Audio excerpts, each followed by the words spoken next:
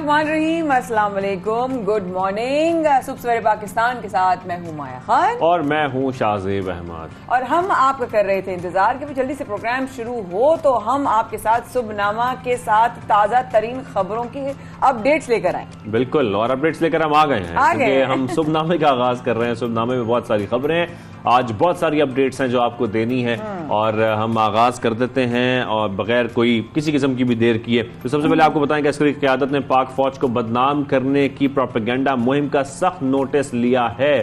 ہم نے گزشتہ روز دیکھا کہ آرمی چیف کی زیر صدارت جو 79 فارمیشن کمانڈرز کانفرنس تھی وہ ہوئی، اس کی صدارت کر رہے تھے آرمی چیف، اور ساتھ میں شرکا نے ملک اور قانون کی حکمرانی کے لیے عسکری قیادت کے فیصلوں کے لیے جو ہے انہوں نے اس کی بھرپور حمایت بھی کی ہے کہ جو یہ فیصلے کیے جا رہے ہیں ٹھیک فیصلے کیے جا رہے ہیں، اور اس مہم کو روکنا بہت ضروری ہے، اور اس مہم کو روکنے کے لیے جو ہے وہ تبادلہ خیال بھی کیا گیا اس کانفرنس میں۔ بالکل صحیح کہہ رہے ہیں، واقعی پیغام دیا گیا کہ فوج قومی سلامتی پر کبھی کمپرومائز نہیں کرے گی۔ اور ساتھ ہی ساتھ سپرنامہ کی اگلی خبر کہ دوسری جانب سپریم کورٹ اور پاک فوج کے خلاف مہم پر بڑا کریک ڈاؤن ہوا ہے جناب، کیونکہ F I A cyber crime wing نے 50,000 سوشل میڈیا جناب جو ہے وہ پیج شارٹ لسٹ کیے ہیں۔ کین یو امیجن 50,000 ایک بہت بڑا نمبر ہے شاہزیب، 50,000 جو ہے وہ پیجز جو ہے وہ شارٹ لسٹ کیے گئے۔ لاہور اور ملتان سے کئی ملزم گرفتار بھی کر لیے گئے ہیں اور مزید پکڑ دھکڑ کے لیے چھاپے مارے جا رہے ہیں، دھڑا دھڑ بالکل چھاپے مارے جا رہے ہیں، گرفتاریاں ہو رہی ہیں، ساتھ میں جو پیجز ہیں اس کو شارٹ لسٹ کیا گیا ہے جن کی شارٹ لسٹ کرنے کے بعد تعداد 50,000 ہے۔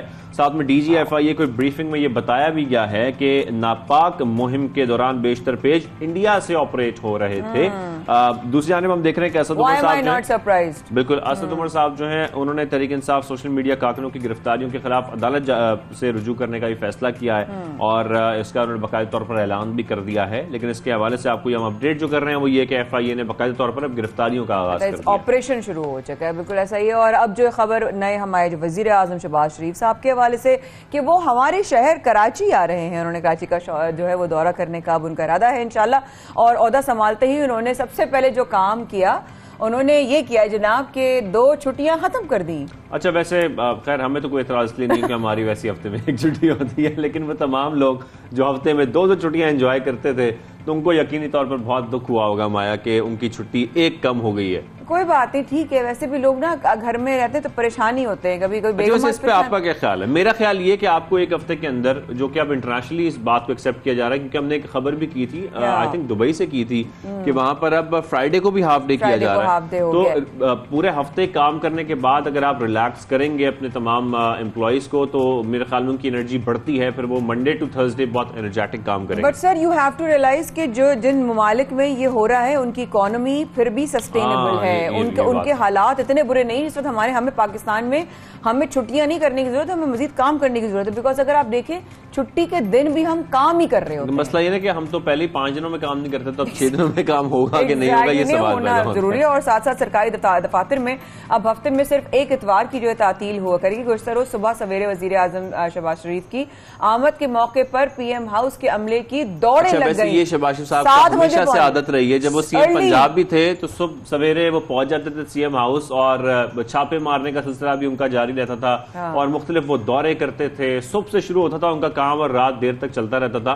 اکثر میں نے خود دیکھا ہے شہباز شریف صاحب کو کہ وہ سڑکوں پر کھڑے، کبھی بارشوں میں، کبھی جب پل بن رہا ہے وہاں پر کھڑے نگرانی کر رہے ہوتے تھے۔ اچھا ورکہولک ہے نا شاید، اس حوالے سے اس لیے سوتے بھی نہیں ہیں، اور جتنا آپ صبح اٹھیں گے اتنا آپ زیادہ جو ہے وہ آپریٹو بھی ہو سکتے ہیں اور کنسٹرکٹیو بھی ہو سکتے ہیں، کیونکہ جب وہ پہنچے تو عملہ وہاں موجود نہیں تھا، اس لیے دوڑیں لگ گئی۔ پتہ نہیں تھا کہ صبح آ جائیں گے، کیونکہ ان کو ظاہر ہے کچھ اور بھی ان کے واقعات اور حالات تھے پچھلے دنوں میں، لیکن نئے وزیر اعظم شہباز شریف کی ہدایت پر دفتری اوقات صبح 8 بجے سے شروع کر دیے گئے ہیں۔ لو چھٹی بھی ختم ہو گئی اور جو ورکنگ آورز ہیں وہ بھی ہے، 8 بجے آنا پڑے گا۔ واہ واہ واہ واہ کیا بات ہے۔ اور اگر اب ہم بھارتی جو ہے ہم منصب نریندر مودی کے والے سے بات کریں تو انہوں نے جو ہے وہ ٹویٹ میں شہباز شریف صاحب کو جو ہے وہ مبارکباد بھی دی، اور مبارکبادوں کا سلسلہ جاری ہے۔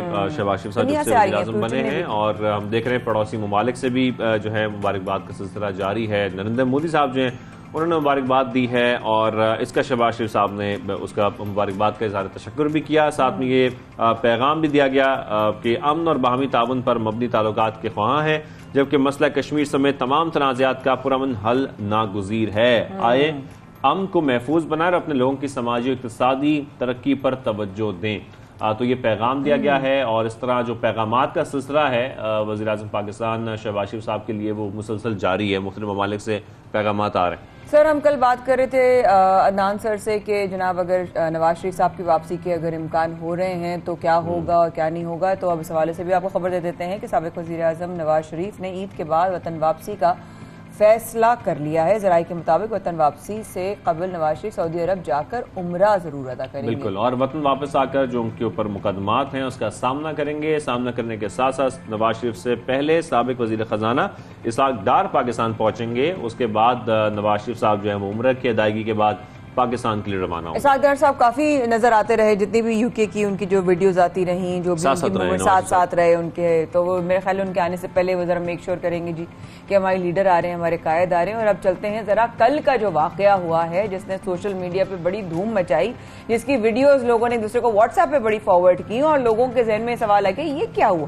اور یہ کیوں ہوا, کس لیے ہوا. بالکل سمجھنے کی کوشش کر رہے تھے کہ جھگڑا کیوں ہوا, کیسے ہوا اور وجوہات کیا تھیں. لیکن جو اب تک معلوم ہو سکا ہے, جو اب تک ڈیٹیل سامنے آ سکی ہیں, جو ویڈیو میں بھی دیکھا جا سکتا ہے, تو ہوا کچھ یوں ہے کہ اسلام آباد کے 5 اسٹار ہوٹل کے اندر ایک شہری نے ارکان اسمبلی سے کچھ بدتمیزی کی, تو اس کے بعد باقاعدہ طور پر جھگڑا شروع ہو گیا اور ایک شخص نے نور عالم خان پر جملے کسے, مبینہ طور پر گالم گلوچ بھی کی, لوٹا کہا گیا اور ساتھ میں غدار بھی کہا گیا. اس کے بعد ہم نے دیکھا کہ باقاعدہ طور پر ایک جھگڑا شروع ہو گیا, ساتھ میں جان سے مارنے کی دھمکی بھی دی گئی. لیکن اس کے بعد ہم نے دیکھا کہ اس شخص پر وہ تمام ارکان ٹوٹ پڑے اور ہم نے دیکھا کہ مصطفیٰ نواز کھوکر صاحب بھی ہمیں نظر آ رہے تھے, نور عالم خان صاحب بھی تھے, ندیم افضل چند صاحب بھی تھے, فیصل کریم کنڈی صاحب بھی تھے. یہ تمام لوگ وہاں پر موجود تھے اور پھر یہ جھگڑا ہوتا رہا. جو لوگ وہاں پر موجود تھے وہ بھی میں نے دیکھا بڑے کچھ عجیب سا فیل کر رہے تھے. میں آپ سے ایک سوال کرتی ہوں, اگر آپ نے دیکھا, آپ ایک پاکستانی ہیں, آپ محب وطن پاکستانی ہیں, آپ ایک چیز آن سکرین دیکھ رہے ہیں, نئی حکومت آ گئی ہے, افطار کا موقع ہے, رمضان کے دن چل رہے ہیں, آپ کی نظر میں پہلا امپریشن اس ویڈیو کو دیکھ کر کیا آیا؟ عدم برداشت. اور یہ ہم دیکھ رہے ہیں نہ کہنے والے کی برداشت رہی, نہ سننے والے کی. بالکل, اس پر ہم پروگرام بھی کرتے رہے ہیں کہ کس طریقے سے ہماری سوسائٹی میں یہ دیکھ رہے ہیں عدم برداشت کا جو معاملہ ہے بہت زیادہ بڑھتا جا رہا ہے. تو خیر اس کو میرے خیال میں پھر ان کی پوزیشن ایسی ہے کہ ان کو تھوڑا خیال کرنا چاہیے, وہاں پر لوگ موجود ہیں, وہ دیکھ رہے ہیں آپ کو. ایگزیکٹلی, آپ لوگ کو لوگ دیکھ رہے ہیں, لوگ اور بھی فیملیز وہاں موجود تھیں, خواتین وہاں موجود تھے, بچے وہاں موجود تھے. ایک افطار کا ٹائم تھا. ہم یہ دنیا کو کہتے ہیں, معاشرے کو کہتے ہیں, لوگوں پہ سڑکوں پہ ٹرک پر چلنے والوں کو کہتے ہیں. سب کی عمریں 40-50 سے اوپر ہیں, ہم تو بچوں کہتے ہیں کہ اس قسم کی باتیں کرنے کے بعد لڑائی جھگڑے ہو جاتے ہیں. تو اتنے بڑے بڑے سیاستدان جو اسمبلیوں میں ہمارے بیٹھتے ہیں, اور یہ تانے کسنا اور یہ جملے بازی کرنا, یہ نا ہم لوگ کہتے ہیں کہ محلے میں خالاؤں کی عادت ہوتی ہے. تو یہ کون سا کریکٹر آپ ادا کر رہے ہیں؟ آپ نے کسی کے بھی, I am sorry, I am not pro اینی بڈی, بٹ میں پرو پاکستان ہوں, میں پرو پاکستان کا امیج ہوں, میں پرو پاکستان کا جو ہے نام ہوں. مطلب یہ تو کوئی طریقہ نہیں ہے کہ اس طریقے سے آپ محفل میں آپ گھر میں اور آپ اس طرح کھانے کی وہی تمام چیزیں اٹھا کر پھینکی جا رہی ہیں جو ویڈیو میں آپ دیکھ سکتے ہیں. لیکن خیر حالات ہوئے ویری ویری افسوس ہوتا ہے ایسی ویڈیوز دیکھ کر. ساتھ میں آپ کو دوسری جانب یہ بھی بتائیں کہ کراچی کے علاقے لانڈی میں کچھ سیاسی ماحول گرم ہو چکا ہے اور لانڈی میں پی ٹی آئی کارکنوں نے مہاجر قومی موومنٹ کے دفتر پر چاکنگ کر دی اور یہ چاکنگ کرنے کے بعد نعرے بازی ہوئی اور اس میں مہاجر قومی موومنٹ اور تحریک انصاف کے کارکنان جو ہے وہ آمنے سامنے آ گئے. ظاہر ہے جب کچھ ایسے معاملات ہوتے ہیں تو پھر کارکنان جو ہیں وہ بڑے چارجڈ ہوتے ہیں, تو پھر لڑائی جھگڑا بڑھ جاتا ہے. تو یہ سیاسی ماحول جو ہے وہ ہم گرما گرم دیکھ رہے ہیں جو کراچی میں اس وقت ہے. ساتھ میں کل جیسے کہ ہم نے ذکر کیا کہ شہباز شریف صاحب وزیر اعظم پاکستان جو ہیں وہ بھی کراچی آ رہے ہیں, تو کل ان کی کچھ اہم ملاقاتیں بھی ہوں گی. خیر اس طرح یہ لانڈی میں کشیدگی بڑھ گئی. تو خیر آگے بڑھتے ہیں اور آگے بڑھ کر آپ کو یہ بتائیں کہ سندھ میں گندم غائب ہو گئی, جس کے بعد آٹا مہنگا ہونے کا خدشہ ہے سندھ میں. مایا اللہ مالک کے دیکھتے ہیں اور کیا کیا مہنگا اور سستا ہوگا, کیونکہ ابھی تک تو ہمیں ایک اچانک 2 دن میں بڑی امیدیں ہماری بننا شروع ہوئی ہیں. عوام بڑی معصوم ہے جی ہماری پاکستان کی, اس کی امیدیں نا فوراً جلدی بن جاتی ہیں اور فوراً جلدی ٹوٹ بھی جاتی ہیں. تو وہ اگر ایک دم سے بڑی گہری بات ہو گئی میرے منہ سے کبھی کبھی اللہ تعالیٰ بڑی جلدی کسی سے امیدیں لگا بھی لیتے ہیں اور اتنا ہی جلدی ہم ڈس اپوائنٹ بھی ہو جاتے ہیں. بالکل ایسا ہی ہے. سندھ حکومت نے 14 لاکھ جو ہے وہ میٹرک ٹن گندم خریدنے کا ہدف دیا تھا. محکمہ خوراک صرف 2 لاکھ جو ہے 49,000 if I'm not wrong metric ton گندم خرید سکا ہے اور ذرائع کے مطابق گندم ذخیرہ کرنے والوں کے خلاف ऑपरेशन का फैसला कर लिया गया है। बहरहाल अब इसके हवाले से शाहजेब ने कहा कि अब गंदम का भी जो है वो आटा महंगा होने के चांसेस बन रहे हैं, लेकिन मुझे फिर एक उम्मीद है पिछले 2-3 दिनों की बेसिस पे कि शायद ये भी नीचे आ जाए प्राइस। आपको याद है कि माजी में इमरान खान साहब भी ज़ख़ीरा अंदोज़ों के खिलाफ क्रैकडाउन की अक्सर बात करते थे और ज़ख़ीरा अंदोज़ी की बात करते थे, और अब भी हम यही देख रहे हैं कि जो प्रॉब्लम है वो यहीं पर ही है कि ज़ख़ीरा अंदोज़ी की वजह से जो प्राइसेस हैं वो बढ़ जाती हैं, जिसको कंट्रोल करना बहुत ज़रूरी है। बस माजी की बात की तो याद माजी अज़ाब अरब, और क्या कह सकती हूँ, यही कह सकते हैं इसके अलावा। लेकिन साथ साथ और भी अगर हम बात करें तो वैसाखी मेला में शिरकत के लिए भारत से सिख जो है वो बरादरी जो है पाकिस्तान पहुंची, और यहाँ पर जो वहाँ पर सिख यात्री जिस तरह खुसूसी ट्रेनों के जरिए पहुंचती है, इंटरनेशनल ट्रैवल्स करके जो हिंदुस्तान से आते हैं और ट्रेन के जरिए आते हैं, और मतलब हुजूम होता है एक लोगों का। यूके से बहुत से आते हैं, साउथ अफ्रीका, ऑस्ट्रेलिया, अमेरिका, वहां से बहुत सारे लोगों का आना होता है, और साथ साथ से बड़ी जो है वो पाकिस्तान आने का बड़ी एक रौनक सा एक इवेंट हो जाता है पाकिस्तान की स्ट्रीट्स पर। बिल्कुल। और गुरुद्वारा पंजा साहब हसन अब्दाल के लिए रवाना हुए, जहां वो अपनी मजहबी रवायात के मुताबिक जो इबादत हैं वो करेंगे। तो ये तो हमने आपको सुबनामे में तमाम खबरें बताई। अब प्रोग्राम का बाकायदा आगाज करते हैं और अपने पहले सेगमेंट की तरफ चलते हैं। बिस्मिल्लाह करते हैं। और अहम शख्सियात और हसास इदारों के खिलाफ जो सोशल मीडिया पर ट्रेंड्स चलाने पर FIA ने कार्रवाई की है, सबसे पहले आपको उस हवाले से बताते हैं, क्योंकि लाहौर, गुजरात, फैसलाबाद में ये कार्रवाइयाँ हुई हैं, गिरफ्तारियां भी हुई हैं। बहुत सारे अफराद को गिरफ्तार किया गया है, जो अब तक इतलात सामने आ रही हैं। बताया जा रहा है तकरीबन 10 अफराद गिरफ्तार हुए हैं इसमें। फिर हमने जैसे कि आपको बताया बहुत सारे सोशल मीडिया पेजेस भी हैं जो इस वक्त ट्रैक डाउन किए जा रहे हैं। साथ में FIA को हसास इदारों और इंटेलिजेंस ब्यूरो ने 50 अफराद की लिस्टें फराहम की थी, और ये लिस्ट फराहम करने के बाद सोशल मीडिया ट्रेंड चलाने वाले मुतादिद अकाउंट्स बैरून मुल्क से ऑपरेट हो रहे थे। ऐसी भी इतलात कुछ सामने आई हैं इन खबरों में। बिल्कुल ऐसा ही है, और इसी पे मजीद हमने बात करने के लिए आज अगर हम, क्योंकि बहुत सारे सवाल इस हवाले से जुड़ते हैं कि ये कैसे पता चला और इस तरह की मजीद इस पर अब अपडेट क्या है, हमारे ज्वाइन किया है साबिक डायरेक्टर FIA और डिजिटल पाकिस्तान के बानी अम्मार जाफरी साहब ने। अम्मार साहब, प्रोग्राम में वक्त निकालने का बेहद शुक्रिया। अस्सलाम वालेकुम, गुड मॉर्निंग। पहला सवाल सिचुएशन के हवाले से कि सोशल मीडिया पर हम अक्सर पोस्ट देखते हैं और ऐसा लगता है कि कोई लगाम लगाने वाला नहीं है, इस बात से मैं बिल्कुल इत्तेफाक करूंगी, लेकिन आपका मौक़िफ़ लेना जरूरी है। लेकिन FIA के इन हालिया कार्रवाइयां जो हुई हैं उसको आप कैसे देखते हैं? जी जनाब। जी, पहली बात तो ये कि जिस तरह हमारा पहले प्रिंट मीडिया था, फिर ये टेलीविज़न आया, और फिर ये आज हम बात करते हैं डिजिटल मीडिया की, तो इसकी अगर आप हिस्ट्री देखें ना तो जितना अरसा लगा रेडियो उससे पहले रेडियो भी था, जो अखबार में रेडियो भी था, तो उससे कम वक्त लगा हमारे टेलीविज़न को, और उससे कहीं कम वक्त लगा हमारे डिजिटल मीडिया को, इसलिए कि वो एक चेन से आगे आया था। अब हम आज की बात करते हैं। आज ट्विटर के ऊपर जो ट्रेंड है वो मेरे ख्याल 3 या 4 सेकंड में पूरी दुनिया में पहुंच जाता है, उस पर लाखों लाइक्स आ जाती हैं। इसका मतलब है कि there is a need for कोई ऐसे लॉज में चेंज आनी चाहिए कि ये इस तरह के वेपन, एक बात अगर किसी तक पहुंचानी है और वो एकदम पहुंच जाती है तो अब एक मसला हो गया। मैं कि अच्छी इसकी तारीखी मिसाल दूंगा कि जो लंदन का ट्रफलगर स्क्वायर है, जब वो फतह हुआ था तो उसकी खबर कि वो फतह हो चुका है 3 साल के बाद कनाडा पहुंची थी। मैं रिपीट कर रहा हूँ अपनी बात, 3 साल के बाद। अब वो 3 सेकंड में पहुंच जाती है। तो यहाँ पे एक जिम्मेदारी आती है माशरे के ऊपर, कवानीन बनाने वालों के ऊपर, कि जो ब्लंट वेपन हाथ में आ गया सोशल मीडिया एक्टिविस्ट के पास, इस वेपन को वो इस्तेमाल कैसे करें।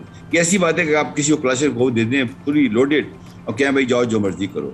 वही क्लाशनकोव एक पुलिस ऑफिसर के हाथ में होती है, वही क्लाशनकोव एक माशरे के अमन पसंद आदमी के हाथ में होती है, उसको प्रॉपर करता है। तो मैं समझता हूँ कि कवानीन जो हैं वो अपनी जगह मौजूद हैं। जो पीका कानून है उसमें लिखा हुआ है कि अगर आप सोशल मीडिया के ऊपर ऐसी खबर फैलाएंगे जिसका बेसिक नहीं होगा, वो उसकी बुनियादी झूठ के ऊपर होगी। ये जो फेक न्यूज़ है और जो डीप फेक न्यूज़ है, ये दुनिया में $1 ट्रिलियन इंडस्ट्री बन चुकी है। अगर आपने मेरी एक फेक न्यूज़ बनानी है, इदारे मौजूद हैं, वो आवाज़ मेरी इस्तेमाल करेंगे, वो मेरी शक्ल इस्तेमाल करेंगे, आपको लगेगा अम्मार जाफरी मुझे बुरा कह रहा है मीडिया के ऊपर। मेरी मज़े की बात की, जो मैं अल्फाज यूज़ करता हूँ वही उसके अंदर होंगे, मेरी वॉइस की क्वालिटी वही होगी, आपको लगेगा मैं वही बोल रहा हूँ, जबकि मुझे पता भी नहीं होगा। तो इस चीज़ को कंट्रोल करने के लिए FIA का बहुत टाइमली इक़दाम है, मैं समझता हूँ, और इसको कंट्रोल होना चाहिए। अब आती है इसकी इम्प्लीमेंटेशन में कोई ज़्यादती ना हो जाए किसी के साथ, उसको हम फर्दर डिस्कस कर सकते हैं। بالکل. لیکن سر عمار صاحب یہاں پر ہم جو سب سے بڑی پرابلم دیکھتے ہیں نا وہ یہ ہے کہ پہلے کوئی اخبار کی آپ ذکر کریں, ریڈیو کی بات کریں, ٹیلی ویژن کی بات کریں, کوئی خبر چلتی ہے تو بس وہ چل کے وہاں ختم ہو جاتی ہے. سوشل میڈیا کا پرابلم یہ ہے کہ اس میں سب لوگ اپنا حصہ ڈالتے ہیں. اگر کوئی ایک خبر سامنے آ جائے تو اس کو وہ تمام لوگ شیئر کرتے ہیں جو شیئر کرنا چاہتے ہیں. یہ سب کے پاس ایک جو ہے وہ موقع ہوتا ہے. تو اس طریقے سے جو فیک خبریں ہیں وہ بہت جلدی ٹرینڈ بن جاتی ہیں, بہت جلدی آگے نکل جاتی ہیں اور ہاتھ سے آگے نکل جاتی ہیں, اتنی زیادہ پھیل جاتی ہیں کہ اس کو پھر روکنا پاسبل نہیں ہوتا. جیسے کہ آپ بھی ذکر کر رہے ہیں کہ اس کے لیے کچھ ہمیں ایسے قوانین بنانے چاہیے کہ اس کو روکنا بہت ضروری ہے کہ اس طرح کے ٹرینڈز, خاص طور پہ جو فیک خبریں ہیں, اس قسم کے جو ٹرینڈز ہیں وہ کتنا نقصان پہنچا سکتے ہیں. کیونکہ ہم جب میس کمیونیکیشن کی, میس لیول کی بات کرتے ہیں تو بہت جلدی ٹرینڈز پھیل جاتے ہیں, دنیا بھر میں پھیل جاتے ہیں. اچھا, اس کا جواب میں یہ دوں گا کہ پوری دنیا میں جو اگر آپ گلوب کی انسٹیٹیوٹ آگے دیکھیں تو پہلے جرم آیا ہے پھر قانون آیا ہے. ٹھیک ہے جی, یعنی کہ اگر یہ جو آج کل جو جس کو آپ ٹھگی کہتے ہیں, لوگوں کے پیسے لوٹ لیتے ہیں, یہ قانون آ گیا تھا 1860 کے اندر اور اس کا نام تھا اینٹی ٹھگی ایکٹ, جو انگریز لے کر آئے تھے ہمارے علاقے کے اندر. وہ کیا تھا کہ ٹھگ آ گئے تھے, وہ لوگوں کے پیسے لوٹ لیتے تھے, سونا ڈبل کر دیں گے, یہ وہی ٹھگ آج بھی بیٹھے ہیں انٹرنیٹ کے اوپر. تو ابھی بھی یعنی اینٹی ٹھگی ایکٹ, اب یو کین گوگل اٹ, 1860. اور اب آپ دیکھیں اس وقت نئے قوانین آ رہے ہیں, اس لیے ہمیں اس کی وری کرنے کی ضرورت نہیں ہے. اب جرم آ چکا ہے. جرم کیا ہے کہ میں نے ایک بات کی جو کہ صحیح تھی بنیادی طور پہ, اس پہ لوگوں نے اپنی ویلیوز ایڈ کی اور وہ جیسے آپ نے فرمایا کہ اپنے ان پٹ دی اور وہ ان پٹ وائرل ہوتے ہوتے جو میسج پہنچا آخری وہ غلط پہنچا. ٹھیک ہے, تو اس کا مطلب یہ خرابی ہے. اب اس کو کنٹرول کرنے کے لیے بالکل صحیح کہا, قوانین ہونے چاہیے, اس کے لیے ادارے موجود ہیں, ہماری نیشنل اسمبلی موجود ہے, اس کے جو ممبران حضرات اکاؤنٹیبل وہ پرپوزل دیں, اس کے اندر ماضی بھی ایسے ہوا ہے. آپ پرائیویٹ بل کے طور پہ لے کر آئے یا جو متعلقہ ادارے ہیں جیسے گورنمنٹ کے ادارے ہیں, منسٹریز ہیں, وہ ریکمینڈ کریں, اس کے اوپر آپ جیسے لوگ, میرے جیسے لوگ اپنی رائے کا اظہار کریں اور ایگزیکٹلی اس میں کریں کہ اس کی ضرورت ہے بھی کہ نہیں. اگر ضرورت ہے, دیکھیے ہر قانون سازی کے اندر آپ کو دو چیزیں دیکھنی ہوتی ہے. نمبر ایک, is it in line with the global best practice, پہلا کوشچن یہ ہے, اور دنیا نے اس پہ کام کیا ہے کہ نہیں. مجھے اچھی طرح یاد ہے 2005 کے اندر میں گیا تھا بوداپیسٹ, وہاں پہ پہلا سائبر کرائم کا, میں ریپیٹ کر رہا ہوں, بوداپیسٹ کے اندر پہلا سائبر کرائم کنونشن ہوا تھا. اس زمانے میں FIE میں تھا, NR3C کو ایڈ کر رہا تھا, تو مجھے بھیجا گیا تھا. تو 3 دن تک آپ یقین جانیں بوداپیسٹ کے اندر یہ ڈسکشن ہوتی رہی کہ کیا ان قوانین کی ضرورت بھی ہے کہ نہیں. جتنی آپ کی بیسک ڈیفینیشن ہے سائبر کرائم کی وہی سے نکلی تھی. مجھے یاد ہے اسپیمنگ کے اوپر کچھ 6 گھنٹے بحث ہوئی تھی. تو کیا ہمارے ملک میں وہ تھنک ٹینک موجود ہے جس پہ بات کریں گے؟ یہ وہ چیلنج ہے ہمارے ملک میں. چلے میں ادھر ہی جانا چاہوں گا, چیلنج کیا ہے, آپ اپنے سوال کریں پلیز, گو ہیڈ. جی بالکل صحیح کہہ رہے ہیں. نہیں سر, آپ کی بات بڑی میں غور سے سن رہی تھی اور ساتھ ساتھ, لیکن جس طرح اگر ابھی سچویشن کو دیکھیں, جس طرح سیاسی رہنماؤں کے حوالے سے ہم دیکھیں ان کے خلاف مہم چلائی جاتی ہے. اب اگر مختلف پیجز اور اکاؤنٹس جو ہیں وہ انہیں حوالے سے یا ان سے ریلیٹڈ خبروں کے حوالے سے پوسٹ لگا دیتے ہیں, پھر اسے بغیر تصدیق کے جو ہے وہ آگے فارورڈ بھی ہوتا ہے, شیئر بھی ہوتا ہے, سنیپ شاٹس شیئر کیے جاتے ہیں. یہ ٹرینڈ ہونا یہ کتنا خطرناک ہے, اور اگر کوئی اس کو رپورٹ کرنا چاہتا ہے اس طرح کے ایونٹ کو یا ٹرینڈ کو, تو اس وقت کیا کر سکتا ہے؟ جی سر. جی, پہلے تو خطرناک یہ بات کی, اتنا خطرناک ہے لوگ خودکشیاں کر لیں گے. میں بتاؤں لوگوں نے خودکشیاں کی. آپ ایک منٹ کو سوچیں, آپ کسی کی بچی کے بارے میں غلط معلومات دے دیں جیسے کہ آپ اس کے باپ سے ایگری نہیں کرتے ہیں, تو اور وہ بالکل غلط معلومات ہو, اس کے خاندان والے کیا سوچیں گے؟ وہ جتنی ڈیمیج ہو چکا ہوگا اس کو ریپیئر کرنے کے اندر بہت ٹائم چاہیے. تو عام طور پہ پھر بچیاں یا جو لوگ بھی ہوتے ہیں والدین خودکشی کر لیتے ہیں. اتنا خطرناک کام ہے, نمبر 1. نمبر 2, قوانین موجود ہیں. پی کا آرڈیننس آ چکا ہے, اس کے مطابق ان کی جو ویب سائٹ ہے اس کے اوپر جائیں, www.nr3c.gov.pk, اس پہ جائیں, کمپلینٹ درج کرائیں, اپنی ایگزیکٹ بتائیں. دیکھیے چونکہ میں رہا ہوں, مجھے ان کے مسائل بھی پتہ ہے. ان کے مسائل صرف یہ ہے کہ مین پاور کم ہے, ٹیکنالوجی کی سپورٹ ملنی چاہیے وہ ان کو نہیں مل رہی ہے, اس کی وجہ سے وہ وڈ لیور نہیں کر پا رہے, دنیا کر رہی ہے. ہماری پرابلم یہ ہے کہ ہم پولیس سے ایکسپیکٹ تو یہ کرتے ہیں کہ وہ اسکاٹ لینڈ پولیس کا کام کریں, اور تنخواہ ہم اس کو دیتے ہیں بالکل، اب میں کیا لفظ یوز کروں کہ اس کے گھر کا چولہا بھی نہیں جلتا.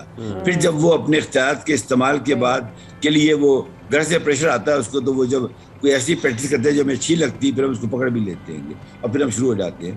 تو یہ ایک ایسا ڈس بیلنس ہے معاشرے کے اندر جس کو ہمیں کور کرنا ہے.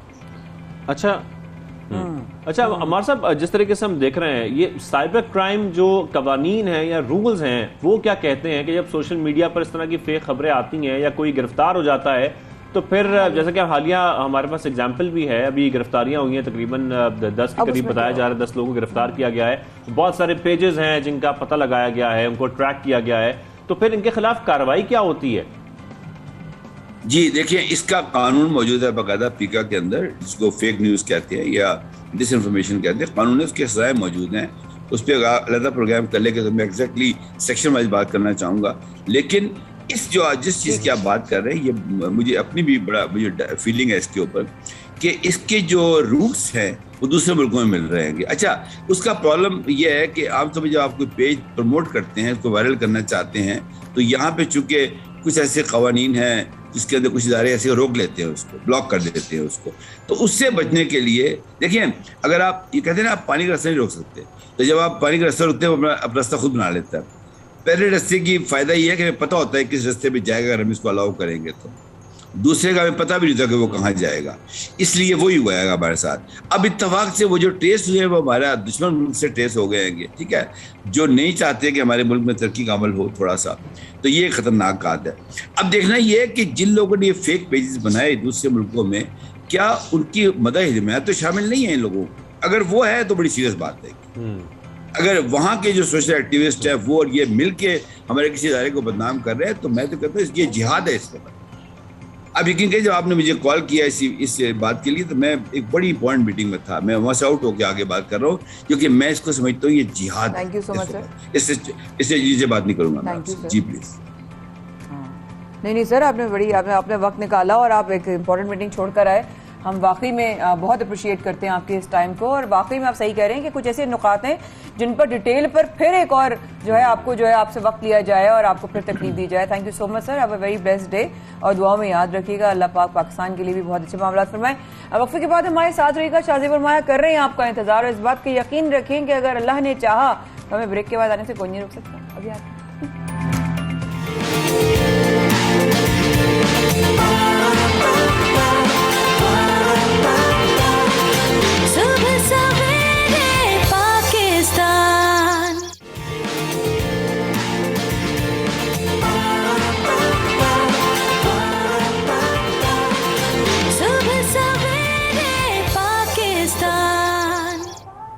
ویلکم بیک، آپ دیکھ رہے ہیں صبح سویرے پاکستان، مایا خان اور شازم احمد کے ساتھ. پولیٹیکل خبریں کیونکہ آج کل ویسے ہی بہت زیادہ ہیں، اس لیے ہمارے پروگرام میں بہت زیادہ ہوتی ہیں، اور ہم پولیٹیکل راؤنڈ اپ کا آغاز کرتے ہیں. اور اس سیگمنٹ میں آپ کو سب سے پہلے یہ بتاتے ہیں کہ توشہ خانہ کیس میں ہار فروخت کرنے کے الزام میں سابق وزیر اعظم عمران خان کے خلاف باقاعدہ طور پر انکوائری کا آغاز ہو چکا ہے.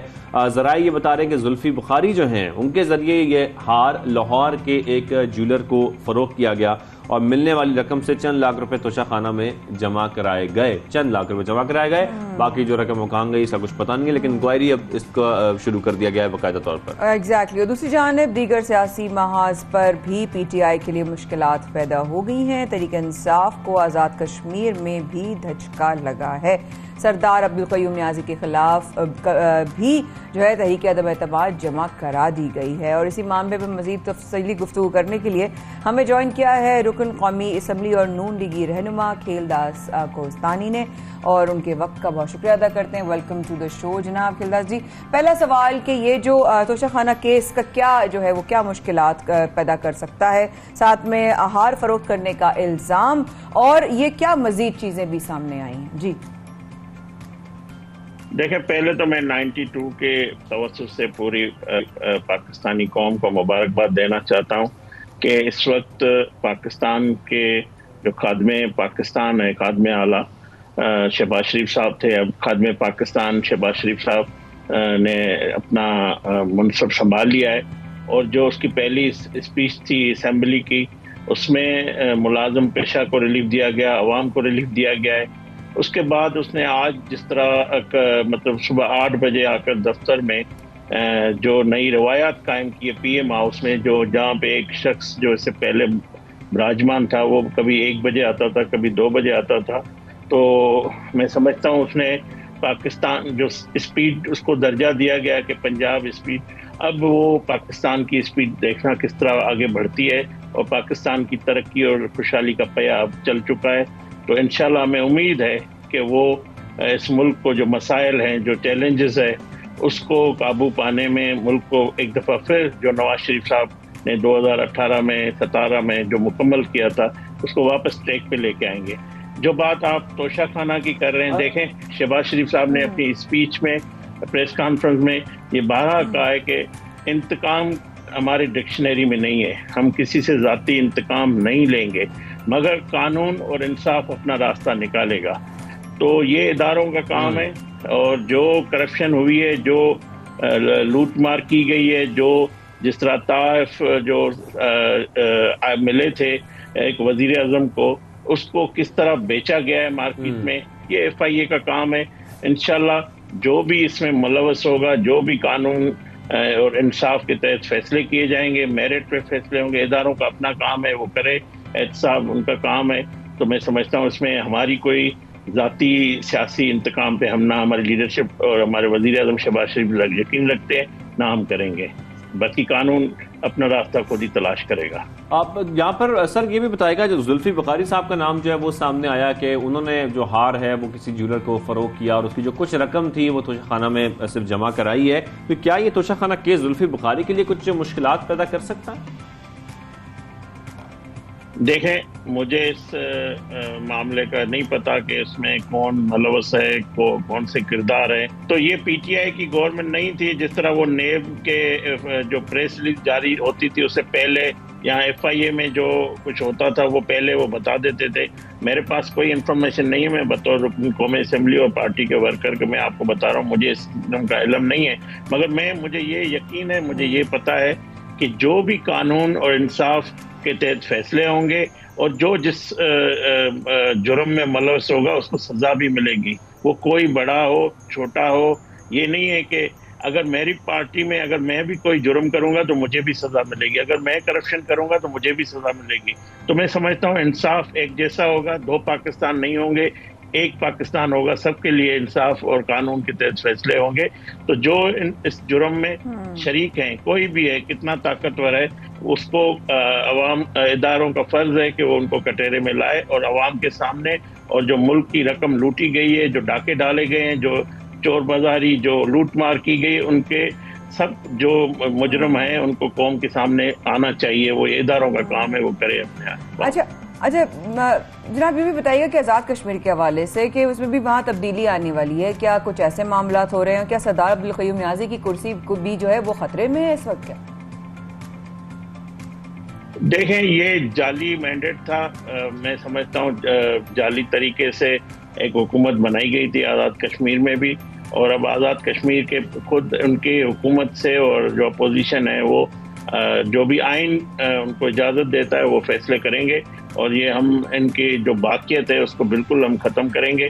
ہم پرانا پاکستان جس طرح بنا ہے پرانا کشمیر بھی ہوگا، جس طرح کشمیر میں انہوں نے نالائکی کے طور پہ جو حکومت نااہلی کے تحت بنائی تھی تو وہ ڈیلیور نہیں کر رہی ہے، تو اگر وہاں کے جو پارلیمنٹرین ہیں وہ اگر سمجھتے ہیں تو وہ بالکل اس کے لیے کوشش کی جائے گی۔ اچھا کھیلدار صاحب، اس وقت جو سب سے امپورٹنٹ بات ہے وہ وفاقی کابینہ ہے، وہ بننا بہت ضروری ہے۔ اس وقت ملک میں کوئی کابینہ نہیں ہے، کام ہونا بہت جلد ہونا بہت ضروری ہے۔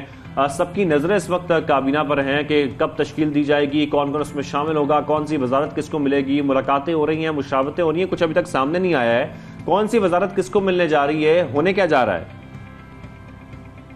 جو جس کا اہل ہے وہ شہباز شریف صاحب، اور ظاہر پی ایم ایل این کی اکیلی حکومت نہیں ہے، یہ کوalition ہے، تمام اتحادیوں کو شہباز شریف صاحب وزیر اعظم کی حیثیت سے لے کے چلیں گے، اور ان کی مشاورت سے جو جس عہدے پہ اہل ہوگا، میں سمجھتا ہوں ہماری پارٹی نے پہلے بھی جو ہمارے پاس ٹیم تھی یا جو وزراء تھے، جو نواز شریف کی ٹیم تھی، وہی ٹیم شہباز شریف صاحب کی بھی ہے، اور 8 صرف اتحادی ہیں، ان سے مشاورت کی جائے گی، اور ان کو بھی اس کیبنٹ میں شامل کیا جائے گا، کیونکہ شہباز شریف صاحب بار بار یہ کہتے تھے اور ان کی یہ خواہش بھی ہے کہ اس ملک میں نیشنل گورنمنٹ ہو، تو اس میں تمام صوبوں کی بھی نمائندگی ہوگی، تمام پارٹیوں کی بھی جو اس وقت حکومت میں ہیں ان کی بھی نمائندگی ہوگی، اور پی ایم ایل این کی بھی اس میں بھرپور نمائندگی ہوگی، اور وہ لوگ پی ایم ایل این کے جنہوں نے پہلے جو کام کیا، جو پہیہ ترقی کا رکا ہوا تھا، جن لوگوں نے محنت کی تھی، میں سمجھتا ہوں وہی جو ہمارا اثاثہ ہے وہی آ کے دوبارہ اس ملک کی ترقی اور خدمت کے لیے اپنا ایک دفعہ پھر اس کو موقع ملے گا۔ خضر صاحب، میں پوچھنا چاہ رہی تھی کہ وزیر اعظم شہباز شریف صاحب کے بیرون ملک جو ان کے ٹورز ہیں یا ٹرپس ہیں ان کے، اس کے حوالے سے کوئی پلان، مطلب چین یا سعودی عرب جانے کے حوالے سے کوئی ان کا کچھ نظر آیا ہے آگے آنے والے دنوں میں؟ جی دیکھیں، بات یہ کہ وزیر اعظم شہباز شریف صاحب نے جو اسپیچ کی اسمبلی میں، آپ نے سنا، آپ نے دیکھا، انہوں نے کہا، انہوں نے جو خارجہ پالیسی مکمل اپنی بتا دی کہ ہمسایوں کے ساتھ کیسے تعلقات ہوں گے، عالمی لیول پہ ہمارے تعلقات کیسے ہوں گے، اور میں سمجھتا ہوں سی پیک جس کو نواز شریف صاحب نے اسٹارٹ کیا تھا، یہ شہباز شریف صاحب نے کل یہ کہہ دیا ہے، اور یہ فرسٹ پرائرٹی ہے اس حکومت کی اور وزیر اعظم شہباز شریف صاحب کی، پی ایم ایل این کی، کہ سی پیک جو ہمارا بڑا ایک عظیم منصوبہ ہے اس ملک کے لیے، اس ملک کی ترقی خوشحالی کے لیے، یہ دوبارہ شروع ہونے جائیں گے۔ تو آنے والے دنوں میں بالکل وہ ان کا جس طرح ان کو ویلکم کیا جا رہا ہے دنیا بھر کے لیڈروں کی جانب سے، تو میں سمجھتا ہوں وہ بالکل ہر اپنے سلامتی، خود مختاری اور برابری کے بنیاد پہ تعلقات ہیں، اور سعودی ہمارا دیرینہ دوست ہے، امریکہ سے ہمارے اچھے تعلقات وزیر اعظم صاحب نے اظہار کیا، بھارت کے ساتھ بھی ہمارے کشمیر کی جو جموں کشمیر ہے اس سے جڑا ہوا ہے ان تعلقات میں، تو ہم جو جس طرح کشمیر کو انہوں نے بھیج دیا تھا، جس طرح کشمیر میں جو مظالم ہوئے ہیں اس پہ بھی ہمارے لیے پرائرٹی ہے، تو انشاءاللہ سب کے ساتھ ہم چلیں گے، اور ہم سب جو دنیا ہے پوری شہباز شریف صاحب کو ویلکم کر رہی ہے۔ آپ نے دیکھا ہے کئی ممالک نے، ان کے سربراہان نے ان کو ویلکم کیا ہے، اور جو خارجہ پالیسی جو بگاڑی گئی تھی، جو اس ملک کے تعلقات خراب کیے گئے تھے، اس کو بحال کرنے میں وزیر اعظم کا اہم کردار شروع ہو گیا ہے، میں سمجھتا ہوں۔ اچھا، ماضی میں نون لیگ کے دور حکومت میں ہم نے پڑوسی ملک کے ساتھ تعلقات دیکھے ہیں، ہم سب کو معلوم ہے، اور میں ابھی بھی یہ جاننا چاہتا ہوں آپ سے کہ ابھی بھی ہم دیکھ رہے ہیں کہ نریندر مودی کی جانب سے مبارکباد دی گئی ہے وزیر اعظم شہباز شریف صاحب کو، تو کیا دونوں ممالک کے تعلقات کچھ بہتر ہونے جا رہے ہیں آپ کے خیال میں؟ جی دیکھیں، آپ کو یاد ہوگا وزیر اعظم سلیکٹڈ جب تھا تو وہ بھارت کے وزیر اعظم کو فون کر رہا تھا اور وہ اس کو کال اٹینڈ نہیں ہو رہی تھی۔ اب جب وزیر اعظم شہباز شریف صاحب اپنے منصب پہ آئے تو مودی نے اس کو ویلکم کیا ہے، اور اس کا آج ہمارے وزیر اعظم نے جواب بھی دیا ہے۔ تو جو شہباز شریف صاحب اپنے ٹویٹ میں اور اپنا اظہار کر چکے ہیں، بالکل ہم ہمسایوں سے اچھا تعلقات چاہتے ہیں، اور اس خطے میں تبھی ترقی ہوگی، تو ہم چاہتے ہیں کہ بھارت کے ساتھ ہو تعلقات ہمارے بہتر ہو، مگر کشمیر کو ہم نہیں بھولیں گے۔ ہماری جب بھی بات ہوگی اس میں کشمیر بنیاد ہوگا ہمارا، تو اس کو لے کے ہم آگے چلیں گے انشاءاللہ۔ اب جس طرح سچویشن آپ دیکھ رہے ہیں کہ عمران خان نے بھی کراچی کا جو ہے وہ آنے کا اعلان کیا ہے، رخ کرنے کا، اور ساتھ ساتھ شہباز شریف صاحب بھی جو ہے وہ کراچی کے دورے پر جو ہیں وہ کرنا چاہ رہے ہیں، اور پلان بھی ہے ان کا۔ اب یہ سیاسی محاذ پر یہ کیا ہو رہا ہے، کیا ایکٹیویٹی ہو رہی ہے، ذرا اس کے بارے میں بھی ذرا بتائیے گا۔ دیکھیں، شہباز شریف صاحب جا رہے ہیں قائد اعظم کے مزار پہ، وہ وہاں حاضری دیں گے، اور وہ قائد اعظم کا جو فلسفہ ہے، جو اس کا مشن ہے، اس کو آگے لے کے جائیں گے۔ وہ پہلے بھی جب بھی کراچی آئے تو انہوں نے کئی مرتبہ وہاں پہ حاضری دی ہے۔ تو یہ جو دورہ ہے، یہ سندھ کے ساتھ جو عمران خان کا رویہ تھا، صوبائی حکومت سندھ کی، جو سندھ کا مینڈیٹ تھا، ان کے ساتھ بھی ان کا جو رویہ رہا، بڑی دوریاں تھی وفاق اور سندھ میں، تو یہ ظاہر ہے ہماری کولیشن حکومت بھی ہے، اور اس میں صوبے کی ترقی بھی شامل ہوگی، صوبے کی خوشحالی کے لیے وہ، اور یہ دورہ اہم ہوگا۔ کراچی کے جو مسائل ہیں، جو ہمارے اتحادیے ہیں MQM، اس پہ بھی، اس کے لیے بھی یہ دورہ اہم ہوگا، اور میں سمجھتا ہوں یہ انتظامی دورہ ہے، اور اس دورے سے صوبے کے اور وفاق میں जो दूरियां वो ख़त्म हो गई है, और अब इस सूबे की तरक्की और खुशहाली के लिए और कराची के जो मसाइल हैं और कराची की जो बिजनेस कम्युनिटी है, जो ज़ाहिर कराची मुआशी हब है, अगर कराची का पहिया चलेगा तो पाकिस्तान का पहिया चलेगा। तो कराची में हम वही जो नवाज शरीफ साहब ने अमन दिया, जो ऑरेंज जो ग्रीन बस का मंसूबा वो अभी तक मुकम्मल नहीं हुआ है, ये सारी प्रायोरिटी है शहबाज शरीफ साहब की। और कराची का पानी का मसला है, तो ये जो कराची के मसाइल हैं उसको कराची बिल्कुल हम उम्मीद करते हैं सर, तक जिस तरीके से आप लोगों ने कोलैबोरेट किया है आपस में, तो आप कुछ सिंध के मसाइल भी हल हों, कराची के खास तौर पर मसाइल क्योंकि बहुत अरसे से चल रहे हैं वो भी कुछ हल हों, और मुल्की मसाइल तो इस वक्त हम देख रहे हैं कि मईशत के भी हैं और भी बहुत सारे मसाइल हैं, वो भी हल होना बहुत ज़रूरी है। बहुत शुक्रिया।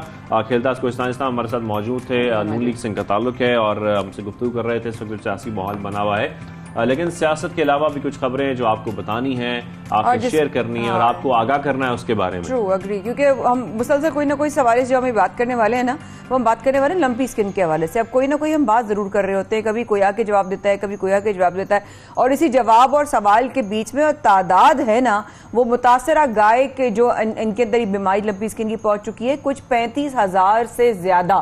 अब ये तमाम बातचीत होने का जो सफरिंग एंड है ना, वो इन बेचारे जानवरों का है, मैं समझती हूँ शाहजेब, क्योंकि महकमा लाइफ स्टॉक सिंध का कहना है कि अब तक सूबे में 383 गाय वायरस से मुतासर होकर मर भी चुकी हैं। बिल्कुल, और महकमा लाइफ स्टॉक ने कहा है कि सूबे में 90 लाख से जायद गाय मौजूद हैं। इस पर मजीद बात करनी है हमें और जानना भी है कि क्या सूरत इस वक्त बन चुकी है। तो मैं वजीर लाइफ स्टॉक सिंध अब्दुल बारी इफ्ताफी साहब ने ज्वाइन किया है। अब्दुल बारी साहब को खुशामदीद करेंगे सबसे पहले पाकिस्तान में।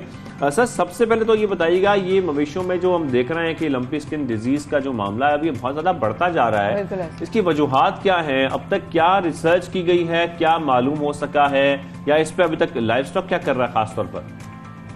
देखिए, इसमें बिल्कुल आप सही कह रहे हैं कि ये मर्ज बढ़ता जा रहा है, और ये फर्स्ट टाइम ये जो अपना वायरस है ये पाकिस्तान में इंट्रोड्यूस हुआ है। तो इस हवाले से पहले पाकिस्तान की कोई तैयारी नहीं थी, लेकिन अल्हम्दुलिल्लाह हमने इसमें काफ़ी कुछ कर लिया है। हमने वैक्सीन इंपोर्ट कर ली है। दुश्वारियां भी आई। नवंबर में पहला केस आया तो हम फेडरल गवर्नमेंट के पीछे थे, वो नोटिफाई करे, और उसके बाद फिर ड्रैप हमें इजाज़त करे और वैक्सीन की जो कंपनियां हैं उनको वो रजिस्टर करे। तो ये सारे मरहले हो चुके हैं, वैक्सीन इंपोर्ट हो चुका, अब हम वैक्सीन लगा रहे हैं। वैक्सीन की हमने इफ्ता भी कर दी थी, और तकरीबन कोई 4,51,000 वैक्सीन हम लगा चुके हैं। बीमारी बढ़ जरूर रही है। अच्छा। लेकिन ये आप सही कह रहे हैं कि 35,000 से भी ज्यादा जानवर इसमें इन्फेक्ट हो चुके हैं, और जो जानवरों की मरने की तादाद है वो अभी 410 हो चुकी है। 410 हो गई। अब देखिए जो नंबर हमारे था उससे भी बढ़ गई है। अब ये देखिए ना अब्दुल बारी साहब कि सिचुएशन अब सिर्फ आप बता रहे हैं बढ़ रही है। हमें फिक्र इस बात की है कि हम पिछले कोई 1.5-2 महीने से इस बारे में बात कर रहे हैं, लेकिन मुतासरा जानवरों की तादाद कम होने का जो डायरेक्शन है, क्योंकि मैं यही बात करती हूँ कि अब बकरीद आने वाली है, जानवरों की जाहिर है वो अगर ग्रोथ इस तरह कम हो जाएगी, लोगों का डरना शुरू हो जाएंगे। ऑलरेडी लोग खौफ का जो है वो सामना कर रहे हैं। तो इससे पहले वायरस काबू में आने के लिए क्या इकदाम हो रही हैं, जरा हमें क्लैरिटी के साथ बताइएगा प्लीज। हमने वैक्सीन इंपोर्ट कर लिया है। अब तो किसी एक जगह पे अगर किसी एक जानवर को ये वायरस जो है वहाँ पे अगर वाला जानवर हमें मिलता है, साइन आते हैं, तो हम उसके 5 किलोमीटर की रेडियस में तमाम तर जानवरों को वैक्सीन कर देते हैं। ये मुहिम हमारी चल रही है तकरीबन डेली। जी, अब्दुल साहब, ये वैक्सीन में इतनी ताखीर हुई क्यों? क्योंकि जितना अरसा गुजर चुका है उसमें बहुत सारी गाय ऐसी हैं जो इस वक्त हलाक हो चुकी हैं, मर चुकी हैं, बीमारी फैल गई है, ईद उल अज़हा करीब आ रही है, कुर्बानी के जानवर खरीदे जाते हैं, लोग घबरा भी रहे हैं, गोश्त का बाइकआउट भी कर रहे हैं, खरीद नहीं रहे हैं। हमने एक्सपर्ट्स को भी लिया, डॉक्टर्स को भी लिया, उनसे भी बात की, उन्होंने भी बहुत सारी बातें इसमें बताई कि ये लंपी स्किन डिजीज जो है ये गोश्त में जो है वो शामिल हो जाती है कुछ अरसे बाद। तो ये डिजीज इस हद तक बढ़ गई, लेकिन कोई एक्शन वक्त पर नहीं लिया गया, इतनी ताखीर की गई वैक्सीन में भी। अगर आप समझते हैं कि ये वैक्सीन पहले आ जाती तो इतना नुकसान ना होता मवेशियों का? देखें, ये वैक्सीन बिल्कुल पहले आ जानी चाहिए थी, लेकिन जो नवंबर में अक्टूबर सबसे पहला केस पंजाब में अक्टूबर में आया, हमने फेडरल गवर्नमेंट को कहा कि ये बीमारी बाकी काफी दुनिया में है, इंडिया में भी आ चुकी है, ईरान में भी आ चुकी है, तो हमारे पास पहुंच सकती है। आप मेहरबानी करें, इस बीमारी को नोटिफाई करें और इसको चेक करें। अगर लंपी स्किन डिजीज है तो हमें वैक्सीन इंपोर्ट करने की इजाजत दें, वैक्सीन खुद बनाने की इजाजत दें। अब सिंध गवर्नमेंट ने वैक्सीन इंपोर्ट भी किए हैं और हम खुद बनाने भी जा रहे हैं। उसके लिए जो जरूरी इक्विपमेंट्स थी, मशीनरी थी, वो हमने मंगा ली है। मैं कल गया हुआ था अपने जो हमारा फार्म है यहाँ पे कोरंगी में, जहाँ पे हम ये बना रहे हैं, वहाँ पे हमारा Sindh institute of animal health के नाम से एक इंस्टीट्यूट है जिसमें हम ये वैक्सीन बना रहे हैं। मैं एक चीज आपको बताता चलूं कि अगर फेडरल गवर्नमेंट ने वक्त पे नवंबर में हमारे पास केस आया, हम उनके पीछे लगे, उन्होंने 4 मार्च को जाके नोटिफाई किया है। उसके बाद फिर हमारी फेडरल गवर्नमेंट से बाद में मीटिंग्स हुई जिसमें हमने उनको कन्विंस किया, फिर उन्होंने इंपोर्ट करने की हमें इजाजत दी। फिर हम ड्रेप के पास गए, फिर ड्रेप अगेन फेडरल गवर्नमेंट का इदारा है, वहां से ये रजिस्टर होने में 15 दिन लगे। लेकिन जिस दिन नोटिफाई 4 मार्च को नोटिफाई हुआ है। अच्छा अब्दुल बारी साहब, लोग काफी परेशान हैं, कुछ टेंशन में भी हैं। ईद उल अज़हा करीब आ रही है, कुछ लोगों की ये भी फिक्र है कि भाई जो दीगर जानवर हैं क्या ये डिजीज उनमें मुंतकिल हो जाती है, नहीं हो जाती। आपके यकीनी तौर पर इस वक्त आप अपडेटेड होंगे कि बिल्कुल दूध के बारे से भी बातें आ रही थी कुछ सामने, तो आप यकीनी तौर पर अपडेटेड होंगे कि इस हवाले से क्या डिटेल्स हैं, क्या इतलात हैं, क्या ये खतरनाक साबित हो सकती है, क्या ये इंसानों में मुंतकिल हो सकती है, क्या इसका गोश्त खाना मुज़र सेहत साबित हो सकता है? देखें, सबसे पहली बात तो ये तकरीबन पिछले 100 साल से दुनिया में ये वायरस जो है चल रहा है। पाकिस्तान में फर्स्ट टाइम इंट्रोड्यूस हुआ है। पिछले 100 साल में कोई एक ऐसा केस सामने नहीं आया जिसमें ये इंसानों में ट्रांसमिट हो सकती हो। इंसानों में तो ये बीमारी जो है वो ट्रांसफर नहीं हो रही। और दूसरी बात ये कि इसका गोश्त खाने से, इन चीजों से इंसानों को कोई नुकसान नहीं हो रहा। हाँ, ये अलबत्ता जो फार्मर है उसका नुकसान हो रहा है, इकोनॉमिकल नुकसान हो रहा है, जानवरों का नुकसान हो रहा है। लेकिन हमने क्योर भी कर लिए हैं। ये जो 35,000 जानवर, 36,000 के करीब जानवर जो बीमार हुए हैं, उसमें से हमने कोई 21,000 जानवर हमने क्योर कर लिए हैं। 14,000 जानवर बाकी रहते हैं जो इस इंक्यूबेशन पीरियड में चल रहे हैं। लेकिन अभी जब वैक्सीन हो रही है तो ये रेशियो इंशाल्लाह आहिस्ता आहिस्ता पीछे चला जाएगा। बिल्कुल ठीक। लेकिन इस तरीके से भाई साहब एक खौफ का आलम है, अभी भी लोग खरीदें ना खरीदें, खाएं ना खाएं, डर इतना है। दूध की भी हवाले से शाजिब कह रहे थे कि दूध का भी एक मसला आ रहा है, तो क्या करें? लोगों को क्या आप मशवरा देंगे, गाइडलाइन क्या देंगे कि भाई आप ले सकते हैं बेखौफ होके, आप डरे नहीं, या बकरीद के लिए जरा आप अच्छी उम्मीद रखें, परेशान नहीं हो? जरा कुछ लोगों के हवाले से भी बताइएगा प्लीज। हमारी कोशिश ये है कि हम, क्योंकि जिस स्पीड से हम वैक्सीन कर रहे हैं, तो बकरा ईद अभी बहुत दूर है, उस टाइम तक हमारे यहाँ इंशाल्लाह ये बीमारी खत्म हो जाएगी। लेकिन मैं एक चीज बताता चलूं कि चाहे आप उन जानवरों का दूध पी लें या उनका गोश्त खा लें, उससे इंसानों में ये बीमारी नहीं ट्रांसफर होती, उससे कोई फर्क नहीं पड़ता। अच्छा अब्दुल बारी साहब, ये बता दीजिएगा आखिर में कि क्या वैक्सीन लगाने से गाय बच तो जाती है, या जिसको एक दफा डिजीज हो गई वो हो गई, अब दीगर जो जानवर हैं उनको ये वैक्सीन लगाई जा रही है ताकि वो इसका शिकार ना हो? ये लाइव वैक्सीन है।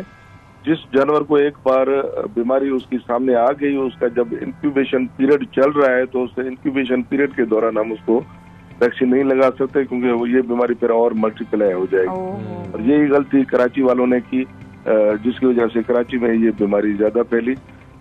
मेरे जो टेक्निकल डॉक्टर्स हैं ये जाके विजिट करते हैं, और मैंने जैसे बताया कि किसी एक जानवर को अगर ये बीमारी हो जाए तो उसके 5 किलोमीटर के रेडियस में हम कारपेट वैक्सीनेशन कर देते हैं और तमाम तर जानवरों को वैक्सीन कर देते हैं। ठीक है, तो इसी तरीके से इस बीमारी को रोकने की हम कोशिश। ठीक है, वज़ीर लाइव स्टॉक सिंध अब्दुल बारी इफ्तार साहब हमारे साथ मौजूद है। Sir thank you very much, आपने हमें ज्वाइन किया, इस पर रहनुमाई फरमाई। तमाम लोग जानना चाह रहे थे क्योंकि ईद उल अज़हा भी करीब आ रही है, और लोग, ये वो वक्त होता है जब छोटी ईद के फौरन बाद लोग खरीदारी शुरू कर देते हैं जानवरों की, तो उस हवाले से भी लोग काफ़ी फिक्रमंद हैं। और ख़ास तौर पर जो लोग गोश्त इस्तेमाल करते हैं, दूध इस्तेमाल करते हैं, जो कि हर घर में इस्तेमाल होता है माया, तो वो भी ये जानना चाहते हैं कि लंपी स्किन डिजीज उनके लिए नुकसानदेह साबित तो नहीं होगी। आपको याद है कि बीच में खबर आई थी, हमने शेयर की थी ऑब्वियसली, कि बहुत ज्यादा कीमतें गिर गई और लोगों ने खरीदना बंद कर दिया, एक्चुअली जो है कंज्यूम करना कम कर दिया था, इसलिए कीमतें। और इसकी वजह से क्या हुआ कि मुर्गी की प्राइसेस जो हैं वो बहुत ऊपर चली गई, और अभी भी बहुत ऊपर हैं जब तक ये डिजीज का मामला चल रहा है। تو یہاں پر ہم چھوٹی سی بریک لیتے ہیں, بریک کے بعد واپس آتے ہیں. واپس آ کر اور بہت سارے موضوعات بھی ہیں, بہت ساری باتیں بھی ہیں جو آپ کو بتانی بھی ہیں, تو تھوڑا سا انتظار کریں, ہمارے ساتھ رہیے. مایا خان اور شاہزیب احمد آپ کا انتظار کر رہے ہیں. Good morning.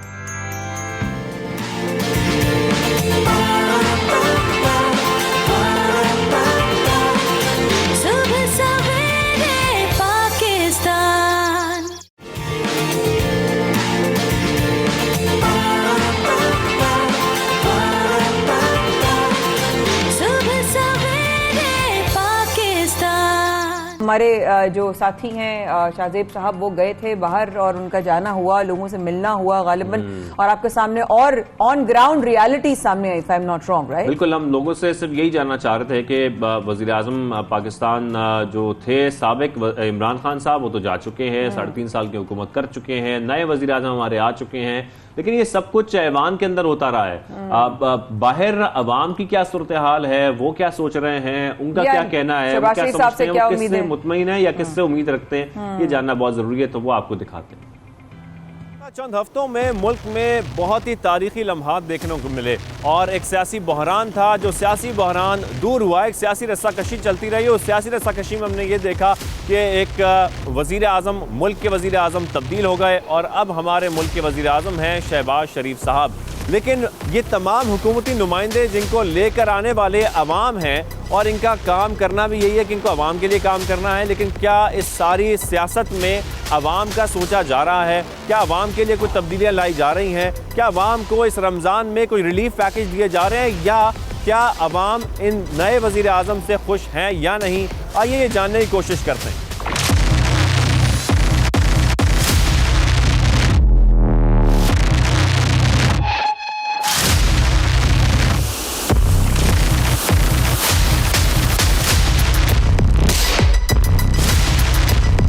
حکومت ہم نے دیکھی ہے عمران خان صاحب کی, اب وزیر اعظم تبدیل ہو گئے, شہباز شریف صاحب آ گئے ہیں. آپ کیا سمجھتے ہیں, ملک میں بہتری آئے گی اس سے؟ مجھے امید نہیں ہے سر, وہی لوٹا ماری والا سلسلہ دوبارہ شروع ہو جائے گا. جو آئے وہی چہرے وہی دیکھنے کو ہمیں ملیں گے. مہنگائی عمران خان نے نہیں کی تھی, مہنگائی جو کی تھی انہوں نے ہی کی تھی. اب لیڈر ہمارا جو تھا وہ خوددار جو عمران خان ہی تھا, اس کے علاوہ روگن ہمیں چاہیے عمران خان ہی چاہیے بس.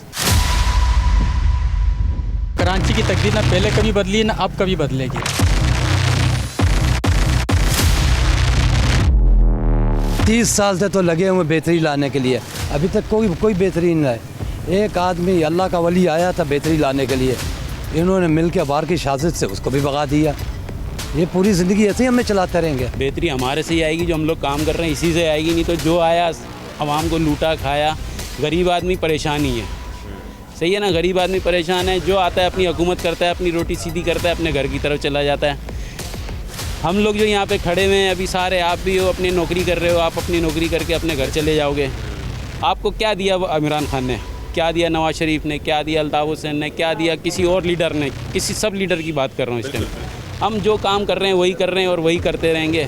جو حکومت کی ہے عمران خان صاحب نے 3.5 سال, آپ اس سے مطمئن ہیں؟ نہیں جی, کیا مطمئن ہے, وہ اپنے لڑائی جھگڑوں میں ہی لگے رہے ہیں سارے آپس کے اندر, کس طرح مطمئن ہوئیں گے اس سے؟ اور شہباز شریف صاحب جو نئے وزیر اعظم بن گئے, ان سے کوئی امید ہے آپ کو؟ انہوں نے پہلے کیا کرا جو اب کریں گے.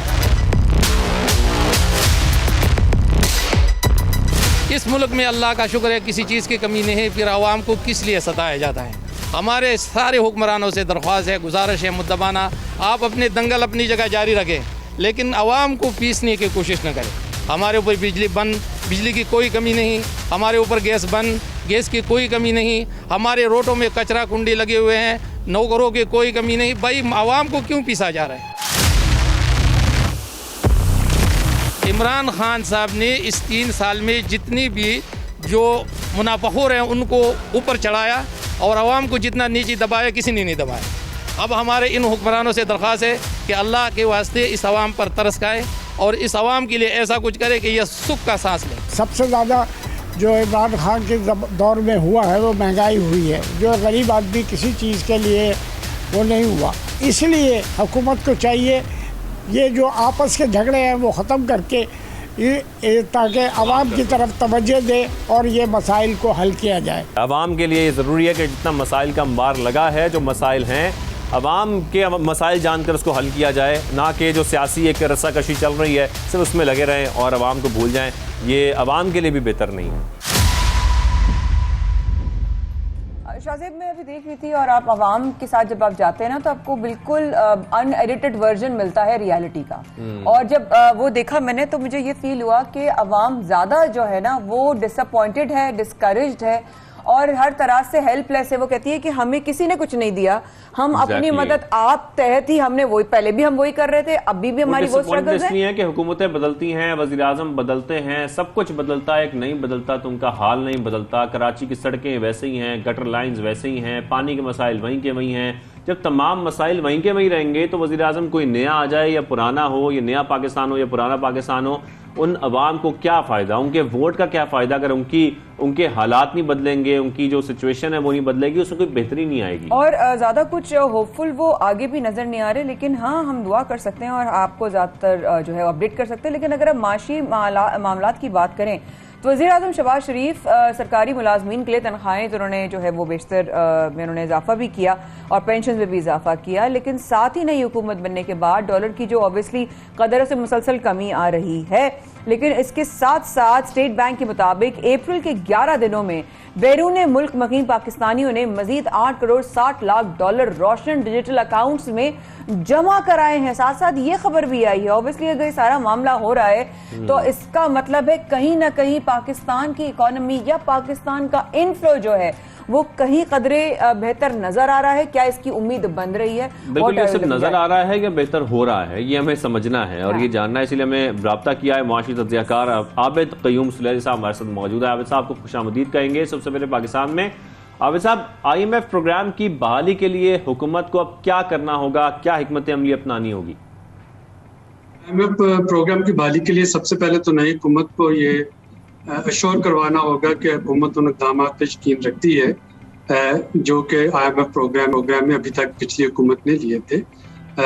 आपको याद होगा कि IMF प्रोग्राम के तहत स्टेट बैंक को ऑटोनॉमी दी गई, उस पर जो मौजूदा हुकूमत जबकि उस वक्त अपोजिशन में थी तो उनकी दोनों बड़ी पार्टियों ने इतराज़ किया था, पीपल्स पार्टी ने भी, PMLN ने भी। इसी तरीके से जो मिनी बजट था जिसमें कि सेल्स टैक्स की एग्जम्पशन, बहुत सी चीज़ों पे GST पे एग्जम्पशन ख़त्म की गई थी, तो उस पर भी उस वक्त की दोनों अपोजिशन पार्टीज को एतराज़ था। तो एक तो इनका तसलसल जो है वो ज़रूरी होगा, और जो इम्पोर्टेंट चीज़ है जो कि यकीनन एक बड़ी कड़वी बोली होगी इस हुकूमत के लिए भी और अवाम के लिए भी, वो ये है कि जो रिलीफ पैकेज था पिछली हुकूमत का उसको रोल बैक करना होगा, जो कि जो पेट्रोल, डीजल और इलेक्ट्रिसिटी की जो कीमतें फ्रीज की गई थी 30 जून तक, तो जो IMF के मुताबिक इस वक्त वो अनसस्टेनेबल है। रुपए की डेप्रिसिएशन हो चुकी है काफ़ी हद तक, और आलमी मंडी में रशिया यूक्रेन में अगर आप देखते हैं तो वहाँ पे क्रूड की कीमतें बढ़ चुकी हैं, तो और जो पेट्रोलियम डेवलपमेंट लेवी का जो लॉस हो रहा है, तो इस वजह से IMF जो है वो चाहेगी कि मौजूदा हुकूमत जो है वो पेट्रोल की कीमतें बढ़ाए, डीजल की कीमतें बढ़ाए, बिजली के यूनिट्स जो है उनको रेट को बढ़ाए, स्टेट बैंक को सॉवरन रखे, उसके ऑटोनॉमी पे कोई हर्फ ना आए, और जो मिनी बजट है उसकी तमाम प्रोविजंस पे एक चीज है कि इस जो करंट सिनेरियो इस वक्त चल रहा है और जिस तरीके से जो हालात अभी हो रहे हैं, आगे आने वाला जो बजटिंग का मामला है, क्या लगता है आवाम के लिए, पब्लिक के लिए कोई किसी तरह की उम्मीद है, किसी रिलीफ की, किसी तरह की कोई इजीनेस की, किसी तरह की कोई क्वेश्चन की? प्लीज। देखिए, एक्सट्रीमली चैलेंजिंग होगा क्योंकि इस जो नई हुकूमत है उसमें कम से कम जो मेजर पार्टी है PMLN, वो आपको याद होगा अभी पिछले हफ्ते महंगाई मकाओ मार्च उन्होंने किया, यानी कि महंगाई ख़त्म करने के नाम पे वो आए हैं। अब अगर वो महंगाई करते हैं तो मुश्किल है, अवाम जो है वो मायूस होंगे। अगर नहीं करते तो IMF की अगली ट्रांच नहीं मिलेगी, और अगर अगली ट्रांच नहीं मिलती तो जो इमीडिएट इस वक्त बैलेंस ऑफ पेमेंट का मसला खड़ा है वो तंग करेगा, या अगले साल में, अगले माली साल में जो 25 से 30 बिलियन डॉलर की जो एक्सटर्नल असिस्टेंस चाहिए वो डाउटफुल हो जाएगी। तो हुकूमत कैच 22 का शिकार है, और उस कैच 22 में अब देखना ये है कि ये उनका गेम प्लान है क्या हुकूमत का। क्या वो चाहेगी कि इलेक्टोरल रिफॉर्म के फौरन बाद इलेक्शन करवा दे, या वो चाहेगी कि असेंबली अपनी मौजूदा मुद्दत जो है 1.5 साल की वो पूरी करे। اگر تو 1.5 سال کی مدت پوری کرنی ہے تو پھر ایک ریئلسٹک بجٹ دینا ہوگا، کیونکہ اس کے لیے پھر اسی حکومت کو آخر تک چلنا ہے، اور اسی حکومت کو پھر جو اگلے مالی سال کی جو ہے ایکسٹرنل اسسٹنس پیمنٹس وہ اسی کو دیکھنا ہوگا. لیکن اگر حکومت یہ چاہ رہی ہے کہ 3-4 مہینے میں الیکشن کروا دیں تو پھر حکومت کے پاس چوائس ہے کہ وہ ایک پاپولر بجٹ دے دے، اور اس پاپولر بجٹ کو دینے کے بعد اگلے الیکشن میں چلے جائے، اور پھر جو بھی حکومت جو ہے پارٹی دوبارہ حکومت میں آتی ہے پھر وہ اس کا مسئلہ ہوگا کہ وہ ان الیکشن میں کیے گئے وعدوں کو. بالکل آپ صحیح کہہ رہے ہیں کہ بجٹ اب اسی کے حساب سے آئے گا کہ اب حکومت جو ہے وہ 1.5 سال ہونے جا رہی ہے یا جو الیکشنز ہیں وہ جلد ہونے جا رہے ہیں، اس کے حساب سے بھی ڈیسائیڈ ہوگا سب کچھ. لیکن سر یہاں پر یہ بھی بتائے گا کہ ہم نے پی ٹی آئی دور حکومت میں دیکھا ہے، ایسی اطلاعات بھی سامنے آئی ہیں، خبریں بھی سامنے آئی ہیں کہ جو قرضوں کا بوجھ ہے وہ بڑھ گیا ہے. لیکن یہاں سوال میرا یہ نہیں ہے، سوال میرا یہ ہے کہ جب معاشی استحکام لانا ہو کسی بھی ملک میں اور بیرونی قرضوں کا بوجھ بڑھ جائے تو کیا یہ ممکن ہوتا ہے کہ معاشی استحکام لانا آسان ہوتا ہے، مشکل ہوتا ہے، کیسے پاسبل ہو سکتا ہے؟ دیکھیں بیرونی قرضے تو اس وقت ہماری معیشت کا شروع سے وہ ایک کریکٹرسٹکس رہے ہیں، بلکہ اکثر ڈیولپنگ کنٹریز جو ہیں وہ قرضوں پہ ہی چل رہے ہیں. وہ صرف یہ ہے کہ پچھلی حکومت میں روپے کی قدر میں کمی کی وجہ سے اور ایک نمایاں کمی دیکھی گئی، قرضوں کی مالیت جو ہے وہ زیادہ بڑھ گئی. اور اب جو بھی حکومت آئے گی، خواہ پی ٹی آئی دوبارہ آ جائے یا P D M alliance continue کرتا رہے، اب ان کو پچھلے قرضے اتارنے کے لیے نئے قرضے لینا ہوں گے. تو یہ ایک وشیس سائیکل ہے جو کہ چلتا رہے گا کم از کم اس وقت تک جب تک کہ آپ کے ایکسپورٹس یا آپ کے اتنی نہیں ہو جاتی کہ وہ بیلنس آف پیمنٹ کا کوئی پرابلم نہ رہے، یا آپ کی ریمیٹنسز اتنی زیادہ نہیں ہو جاتی کہ کوئی بیلنس آف پیمنٹ کا ایشو نہ رہے، یا فارن ڈائریکٹ انویسٹمنٹ یہاں پہ اتنی آ جائے کہ آپ کو. اچھا عابد صاحب ایک سوال کہ اگر ایکسپورٹ کے حوالے سے میرے ذہن میں ایک سوال آ رہا ہے کہ اگر ایکسپورٹ کی بات کریں تو پی ٹی آئی کے ٹائمز میں ان کے دور میں کیا مطلب اضافہ ہوا تھا، کیا کمی آئی تھی، کوئی فگر شیئر کر سکتے ہیں آپ ہمارے ساتھ؟ پچھلا سال جو تھا وہ ایک ہسٹورک اضافہ ہوا ہے، یہ جو رواں مالی سال ہے. پچھلے سال میں اسمارٹ لاک ڈاؤن کی وجہ سے ٹیکسٹائل کو ایک ریکارڈ آرڈر ملے، اور ابھی تک دیکھے گو کہ ایک تاریخی ٹریڈ ڈیفیسٹ ہے. یہ اس کا مطلب یہ ہے کہ ہماری امپورٹس جو ہیں وہ بھی بڑھ چکی ہیں، مینلی آئل کی قیمتیں بڑھنے کی وجہ سے. لیکن اگر آپ ایکسپورٹس کو دیکھتے ہیں تو ایکسپورٹس میں بھی ایک ہسٹورک اضافہ ہوا ہے پچھلے سالوں کی نسبت. ابھی تک کی جو ایکسپورٹس ہیں وہ. اچھا عابد صاحب یہاں پر یہ بتائے گا، اسٹیٹ بینک سے میں یہ معلوم ہو سکا ہے کہ جو بیرون ملک مقیم پاکستانی ہیں انہوں نے روشن ڈیجیٹل اکاؤنٹس میں اپریل کے ابتدا میں کروڑوں ڈالر جمع کرائے ہیں. تو پاکستان میں اتنی بڑی تعداد میں ڈالرز کا آنا یہ کتنا اچھا ثابت ہوتا ہے؟ جی بڑا امپورٹنٹ ہے. یہ روشن ڈیجیٹل اکاؤنٹ کو جاری رکھنا چاہیے. موجودہ حکومت کو بھی 4 بلین ڈالر کے لگ بھگ ابھی تک اس میں آ چکے ہیں، جو کہ آئی ایم ایف سے ملنے والی رقم سے زیادہ رقم ہمیں بیرون ملک پاکستانیوں نے صرف روشن ڈیجیٹل اکاؤنٹ کے ذریعے بھیج دی ہے.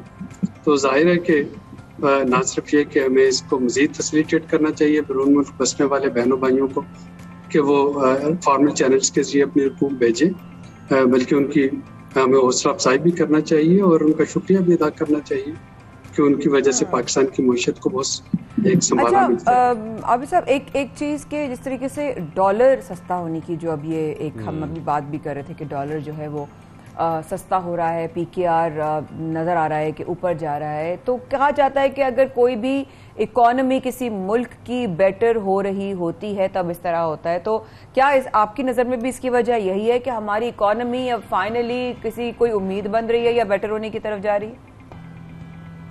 دیکھیے ڈالر اس لیے سستا ہوا کہ ملک میں جو بیچ بینی سیاسی بیچ بینی تھی اس کا خاتمہ ہوا. ایک حکومت اس کی ٹرانزیشن جو ہے پیسفل ٹرانزیشن مکمل ہوئی، نئی حکومت آ گئی اور اس کی وجہ سے جو ڈالر پینک بائنگ تھی وہ ختم ہوئی.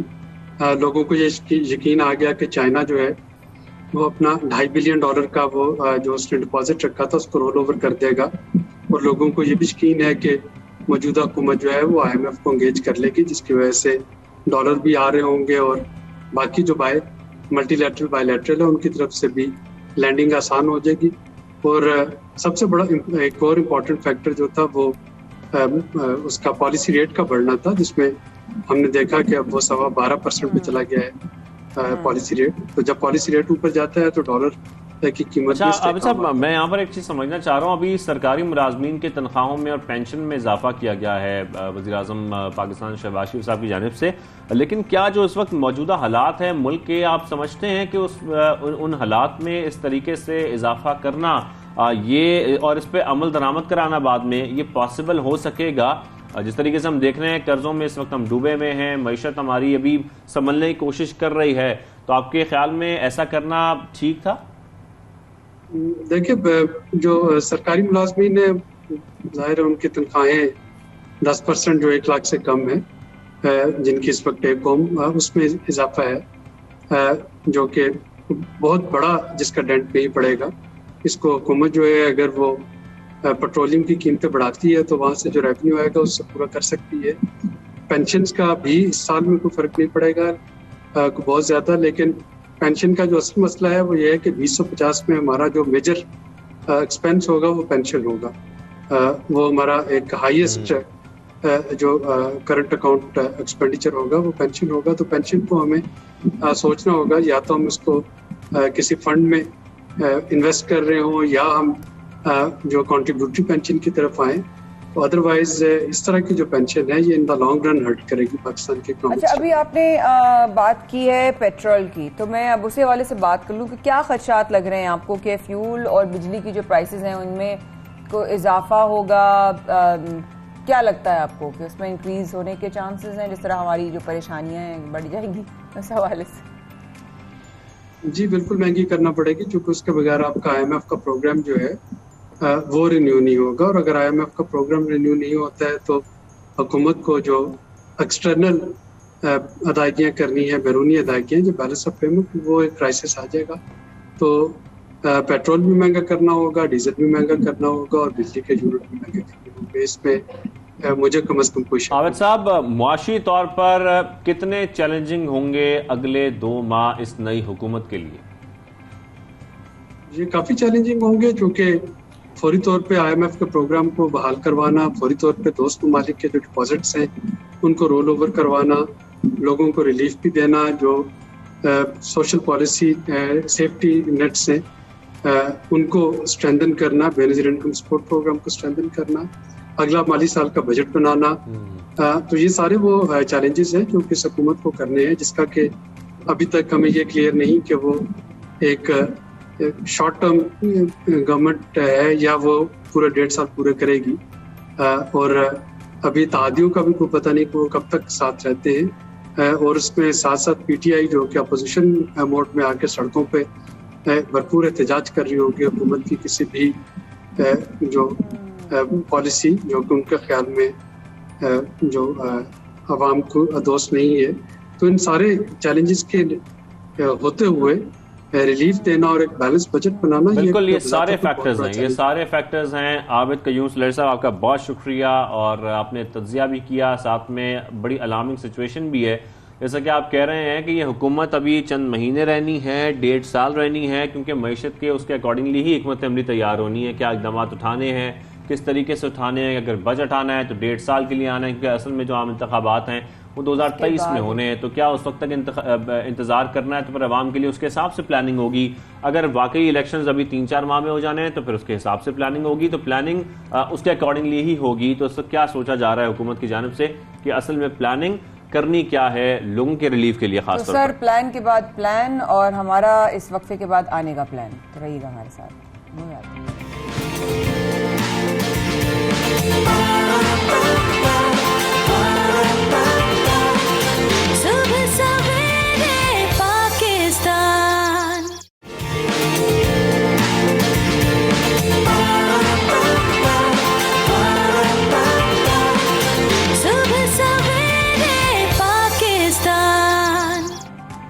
Welcome back. آپ دیکھ رہے ہیں صبح سویرے پاکستان. مایا خان اور شاہزیب احمد کے ساتھ. رمضان المبارک میں اس بابرکت مہینے کا جب ہم ذکر کرتے ہیں تو اکثر لوگوں کو دیکھتے ہیں کہ وہ اپنے آس پاس کے لوگوں کی، اپنے دوستوں کی، رشتہ داروں کی جتنی مدد کر سکتے ہیں وہ کوشش کرتے ہیں کہ وہ کرتے ہیں.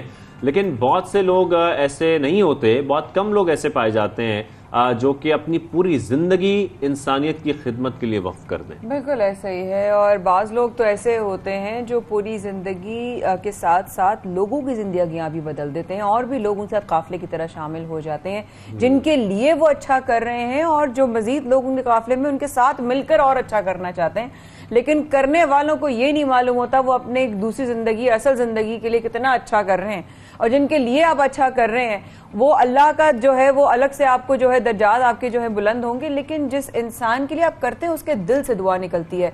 अगर उसको उसके आप खाने का जो है वसीला बनते हैं, उसका पेट दुआएं देता है, आप उसका इलाज करवाते हैं, उसको जहां तकलीफ होती है वो हिस्सा दुआ देता है, दिल दुआ देता है, जबान दुआ देती है और उसकी रूह दुआ देती है। तो बस और इन्हीं तमाम लोगों में से आज हम एक अजीम इंसान का जिक्र कर रहे हैं, डॉक्टर मोहम्मद अमजद साकिब साहब, जो कि गैर मुनाफा बख्श तंजीम अखवत के बानी भी हैं, और हम अब इस प्रोग्राम से पहले भी हम उनका इंटरव्यू कर चुके हैं, उनसे बातचीत कर चुके हैं, और बड़ा अच्छा लगता है उनसे बात करके। बहुत सारे लोगों के लिए इंस्पिरेशन भी हैं वो। अरबी ज़बान में अगर हम अखवत का मतलब देखें तो वो भाईचारे का है, और इसी नाम से ये फाउंडेशन भी है। साथ में इस इदारे का मकसद भी ये है कि जो ज़रूरतमंद लोग हैं उनकी मदद की जाए और उनको सूद से पाक कर्जे फराम किए जाएं, और बहुत सारे लोगों को ये कर्जे दिए भी गए हैं। सबसे अच्छा आइडिया मुझे ये लगा शाहज़, इस तरह माइक्रो फाइनेंस का जो इदारा है, ये जो इस तरह इन्होंने इस तरह करते हैं ना, लोगों को मछली पकड़ कर नहीं देते, लोगों को मछली पकड़ना सिखाना, ये असल में नेकी है, ये बहुत बड़ी नेकी है। तो हम मेरे ख्याल में बगैर किसी ताखीर के आपकी मुलाकात करवाते हैं सरबराह अखवत के बानी डॉक्टर मोहम्मद अमजद साकिब साहब। डॉक्टर साहब खुशामदीद कहेंगे आपको सवेरे पाकिस्तान में। उम्मीद आप खैरियत से हैं, ठीक ठाक हैं? जी अस्सलाम वालेकुम जनाब, अल्लाह ताला का बहुत करम है, बहुत रहमत है उसकी। अल्लाह ताला आपको खुश रखे, आपके सुनने देखने वालों को खुश रखे। आमीन आमीन। बड़ा अच्छा लगता है आपसे हमेशा बात करके, और आज भी मैं आगाज में यही जानना चाहता हूँ कि हुकूमत और अखवत की जो पार्टनरशिप है वो आजकल किन मंसूबों पर काम कर रही है? सबसे पहले तो सर ये बताइएगा। जी देखें, हमारे हुकूमत के साथ दो बड़े वफाकी हुकूमत के साथ अहम मंसूबे चल रहे हैं। एक तो आपको पता है कि हमारा अपना निज़ाम है कि लोग हमें अपनी डोनेशन देते हैं, और एक सदकात फंड है जिसमें से लोगों को कर्ज हसन जाता है। इसी के पैरेलल हुकूमत के साथ भी हमारे इसी तरह के दो प्रोग्राम हैं, और इसमें एक लो कॉस्ट हाउसिंग स्कीम है और एक कामयाब पाकिस्तान प्रोग्राम जिसमें लोगों को ज़राअत के लिए, कारोबार के लिए, घरों की तामीर के लिए बग़ैर सूद के कर्जे दिए जाते हैं, और वो रकम जो है वो कमर्शियल बैंक्स देते हैं हमें, हम उस रकम को आगे ज़रूरतमंद और गरीब आदमी तक पहुंचाते हैं, और इसके ऊपर जितनी भी कॉस्ट आती है, यानी हमारी इंतज़ामी कॉस्ट और बैंकों की जो फाइनेंशियल कॉस्ट है वो हुकूमत अदा करती है। तो इस तरह से जो लोग हैं तो वो बग़ैर सूद के यानी असल रकम ही अदा करते हैं। ये एक इस्लामी तरीक़ाकार भी है, लोगों पर बोझ भी नहीं पड़ता, और उनके कारोबार में भी इजाफा होता है, छत भी मिलती है, ज़राअत और रोज़गार के बाकी जो मामलात हैं वो भी बेहतर होते हैं। तो अल्हम्दुलिल्लाह दोनों सतहों पर सोसाइटी के मुखय्यर हजरात की जानिब से भी, आप जैसे दोस्तों की तरफ से भी जो रकम मिलती है वो भी हम पहुँचा रहे हैं, और हुकूमत के साथ जो मुआहदा है जिसमें हम भी और भी दीगर अदारे शामिल हैं, तो वो भी अल्लाह के फजल से ये काम चल रहा है। राइट। अच्छा डॉक्टर साहब, कामयाब पाकिस्तान प्रोग्राम के बारे में आपका क्या ख्याल है? ज़रा ये हमें ये भी ज़रा बताइएगा। जी डॉक्टर साहब। मतलब प्रोग्राम तो उसके बुनियादी खतोखाल तो वही है ना जी, जो पहले भी कई हुकूमतें ये इस तरह के काम कर चुकी हैं कि लोगों को बगैर सूद के काम कारोबार मिलना चाहिए, और ये काम मेरिट की बुनियाद पर ये सिलेक्शन होनी चाहिए, सियासत नहीं है, फिरका वारियत नहीं है, कोई इलाकायत नहीं है। मसलन हमने, आपको मैं मिसाल दूँ, हमने 50 लाख कर्जे दिए हैं, बहुत बड़ी तादाद है पूरे पाकिस्तान में। तो ये कर्जे हम या मस्जिद में बैठ के देते हैं या चर्च में या मंदिर में, ताकि इसकी शफाफियत और मेरिट इंश्योर हो, और इसमें कोई किसी किस्म की कोई तसब या कोई डिस्क्रिमिनेशन नहीं है। तो अल्हम्दुलिल्लाह यही वजह है कि हमने 160 अरब रुपए की रकम जो दी है वो 99.9% की शरह से वापस भी मिली है। ये कोई बंदर बांट या लूट से नहीं है कि जिसको चाह दे दिया, जिसको चाह ना दिया। तो ये उन ज़िम्मेदार लोगों को दिया जाता है जिन्होंने साबित किया है कि पाकिस्तान एक दयानतदार मुआशरा और समाज है। तो कई पहलू हैं इस प्रोग्राम के। बड़ा दूसरा सवाल आपका तालीमी इदारों के मुतल्लिक़ है, तो हमने कहा कि भाई अगर कर्जे बगैर सूद के हैं तो तालीम भी बगैर फीस के दे दें। वो बच्चा जब पढ़ लिख के برسری روزگار ہو جائے گا تو پھر اپنی فیس ادا کرے گا. تو یہ اس نوعیت پر ہم نے ایک یونیورسٹی کا خواب دیکھا ہے. بہت ساری کام اس میں ہو چکا ہے اور اس میں بھی سینکڑوں بچے کالج کی سطح پر, گریجویٹ سطح پر بچے بچیاں پڑھ رہے ہیں اور وہ پورے پاکستان سے ہیں. یہاں پر بھی ہم نے اس چیز کو انشور کیا کہ 20% بچے ہر صوبہ سے آئیں. گلگت بلتستان سے شمولیت ہے, آزاد کشمیر سے ہے, قبائلی اضلاع سے ہے, تاکہ ایک قومی یکجہتی پر مبنی اور ایک ڈسکریمنیشن سے پاک اور ایک جسے کہتے ہیں نا کہ کمپیشنیٹ اور درد مند ایک ماحول کے حوالے سے مستقبل کے ایسے نوجوان تیار کیے جائیں جو پاکستان کے جو ہے معاشرے کو اور زیادہ خوبصورت بنائیں. ہماری ملک کی ترقی کی ضمانت بنیں گے یہ لوگ, اور اس خواب کی یہ تعبیر ہوں گے جو قائد اعظم نے دیکھا, اقبال نے دیکھا. تو یہ دو ہمارے بڑے کام ہیں. دونوں کام آپ یہ سمجھ لیں کہ بغیر سود کے ہیں. بالکل ایسا ہی ہے, اور بہت شکریہ ڈاکٹر صاحب, آپ نے وقت دیا اور آپ آج آئے. اور جائیے دل کھول کر اپنے احتیاط اور اپنی جو ہے آپ ڈونیشنز دے سکتے ہیں. بڑھتے ہیں اب ہمارے روز کے اس سیگمنٹ کی طرف جس کی طرف وجہ سے ہم مستفید ہوتے ہیں. روز ہم کلام سنتے ہیں اور ہم نعت رسول مقبول سنتے ہیں صلی اللہ علیہ وسلم, اور ساتھ ساتھ ایک روحانیت کا سلسلہ بھی جاری ہوتا ہے. تو میں کہتی ہوں کہ ایک روحانیت کا سلسلہ جو ہے وہ بڑا ضروری ہے, کیونکہ روحانیت کا سلسلہ لے کے جاتا ہے آپ کو آگے کی طرف اور آپ کے دوسری زندگی کی طرف. آپ آج ہمارے ساتھ جو ثنا خان موجود ہیں, میں کیونکہ ظاہر ہے کافی دنوں کے بعد سب سے ملتی ہوں تو وقت ملتے ملتے بڑا ٹائم لگ جاتا ہے اور ملاقات ہوتے ہیں, لیکن انہوں نے خود اپنا تعارف کرایا اور ملاقات کروائی. آج ہمارے ساتھ موجود ہیں عبدالباسط رانا سوہر وردی صاحب. السلام علیکم. بھائی کیسے مزاج ہیں؟ الحمدللہ, بڑے سالوں بعد ملاقات. جی بالکل, اور بہت اچھا لگا آج مل کر آپ سے, اور مجھے یہاں سعادت حاصل ہوئی. تو میں کوشش یہ کروں گا کہ آج کا موضوع بھی دیکھ کر تو ماں کی شان میں پیش کرنا چاہوں گا. آپ اگر پہلے ہم کسی نعت سن لیں پھر اس کے بعد ہم ماں کی شان میں بھی. بسم اللہ. رحمت برس رہی ہے محمد کے شہر میں, رحمت برس رہی ہے محمد کے شہر میں, ہر شے میں تازگی ہے محمد کے شہر میں, ہر شے میں تازگی ہے محمد کے شہر میں. ایسا لگا کہ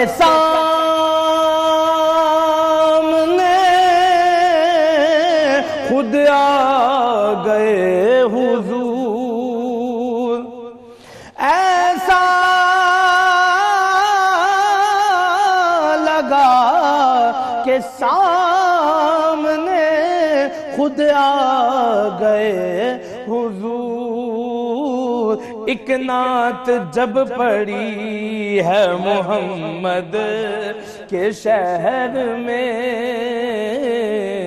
ایک نعت جب پڑی ہے محمد کے شہر میں, آتے ہیں بخشوان گناہوں کو گناہ گار, قسمت بدل رہی ہے محمد کے شہر میں,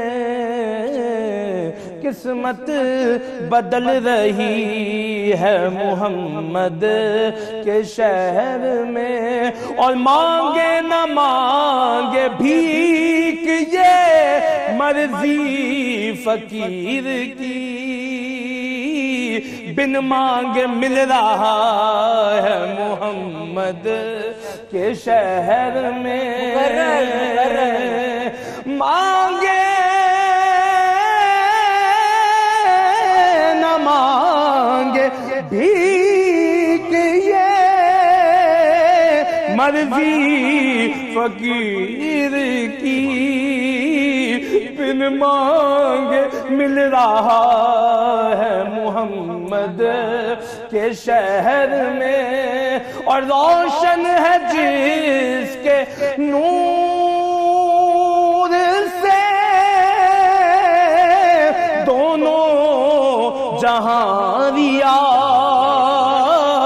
ایسی شمع جلی ہے محمد کے شہر میں، ایسی شمع جلی ہے محمد کے شہر میں، ہر شے میں تازگی ہے محمد کے شہر میں۔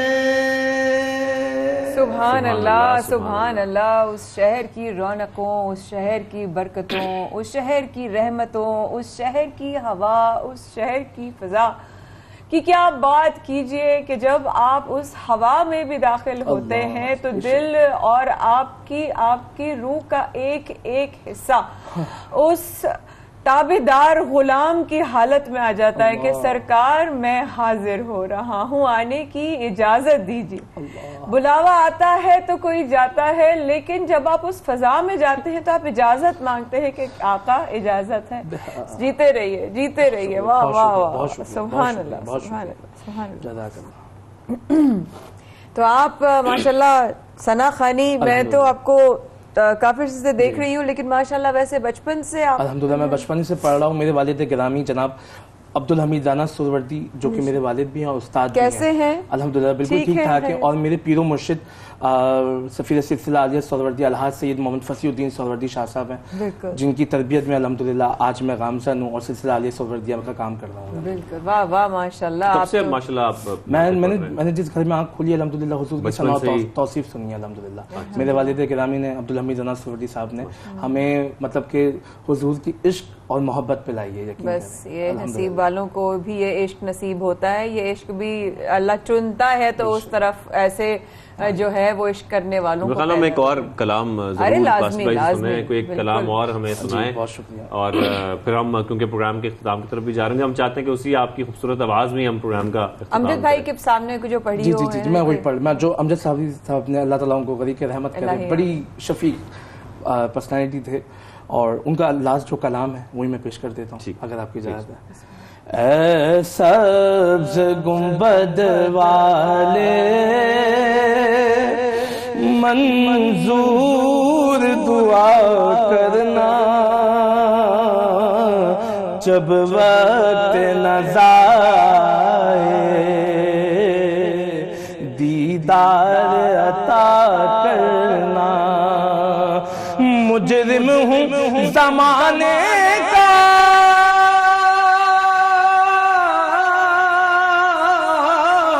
محشر میں بھرم رکھنا، رسوائے زمانہ کملی میں چھپا لینا، رسوائے زمانہ دوزخ سے بچا لینا، مقبول دعا میری اے نور خدا کرنا، جب وقت نظائے دیدار عطا کرنا۔ اور امجد بھائی کی جو آرزو تھی وہ قبول ہوئی، سماعت فرمائیں۔ میں قبر اندھیری میں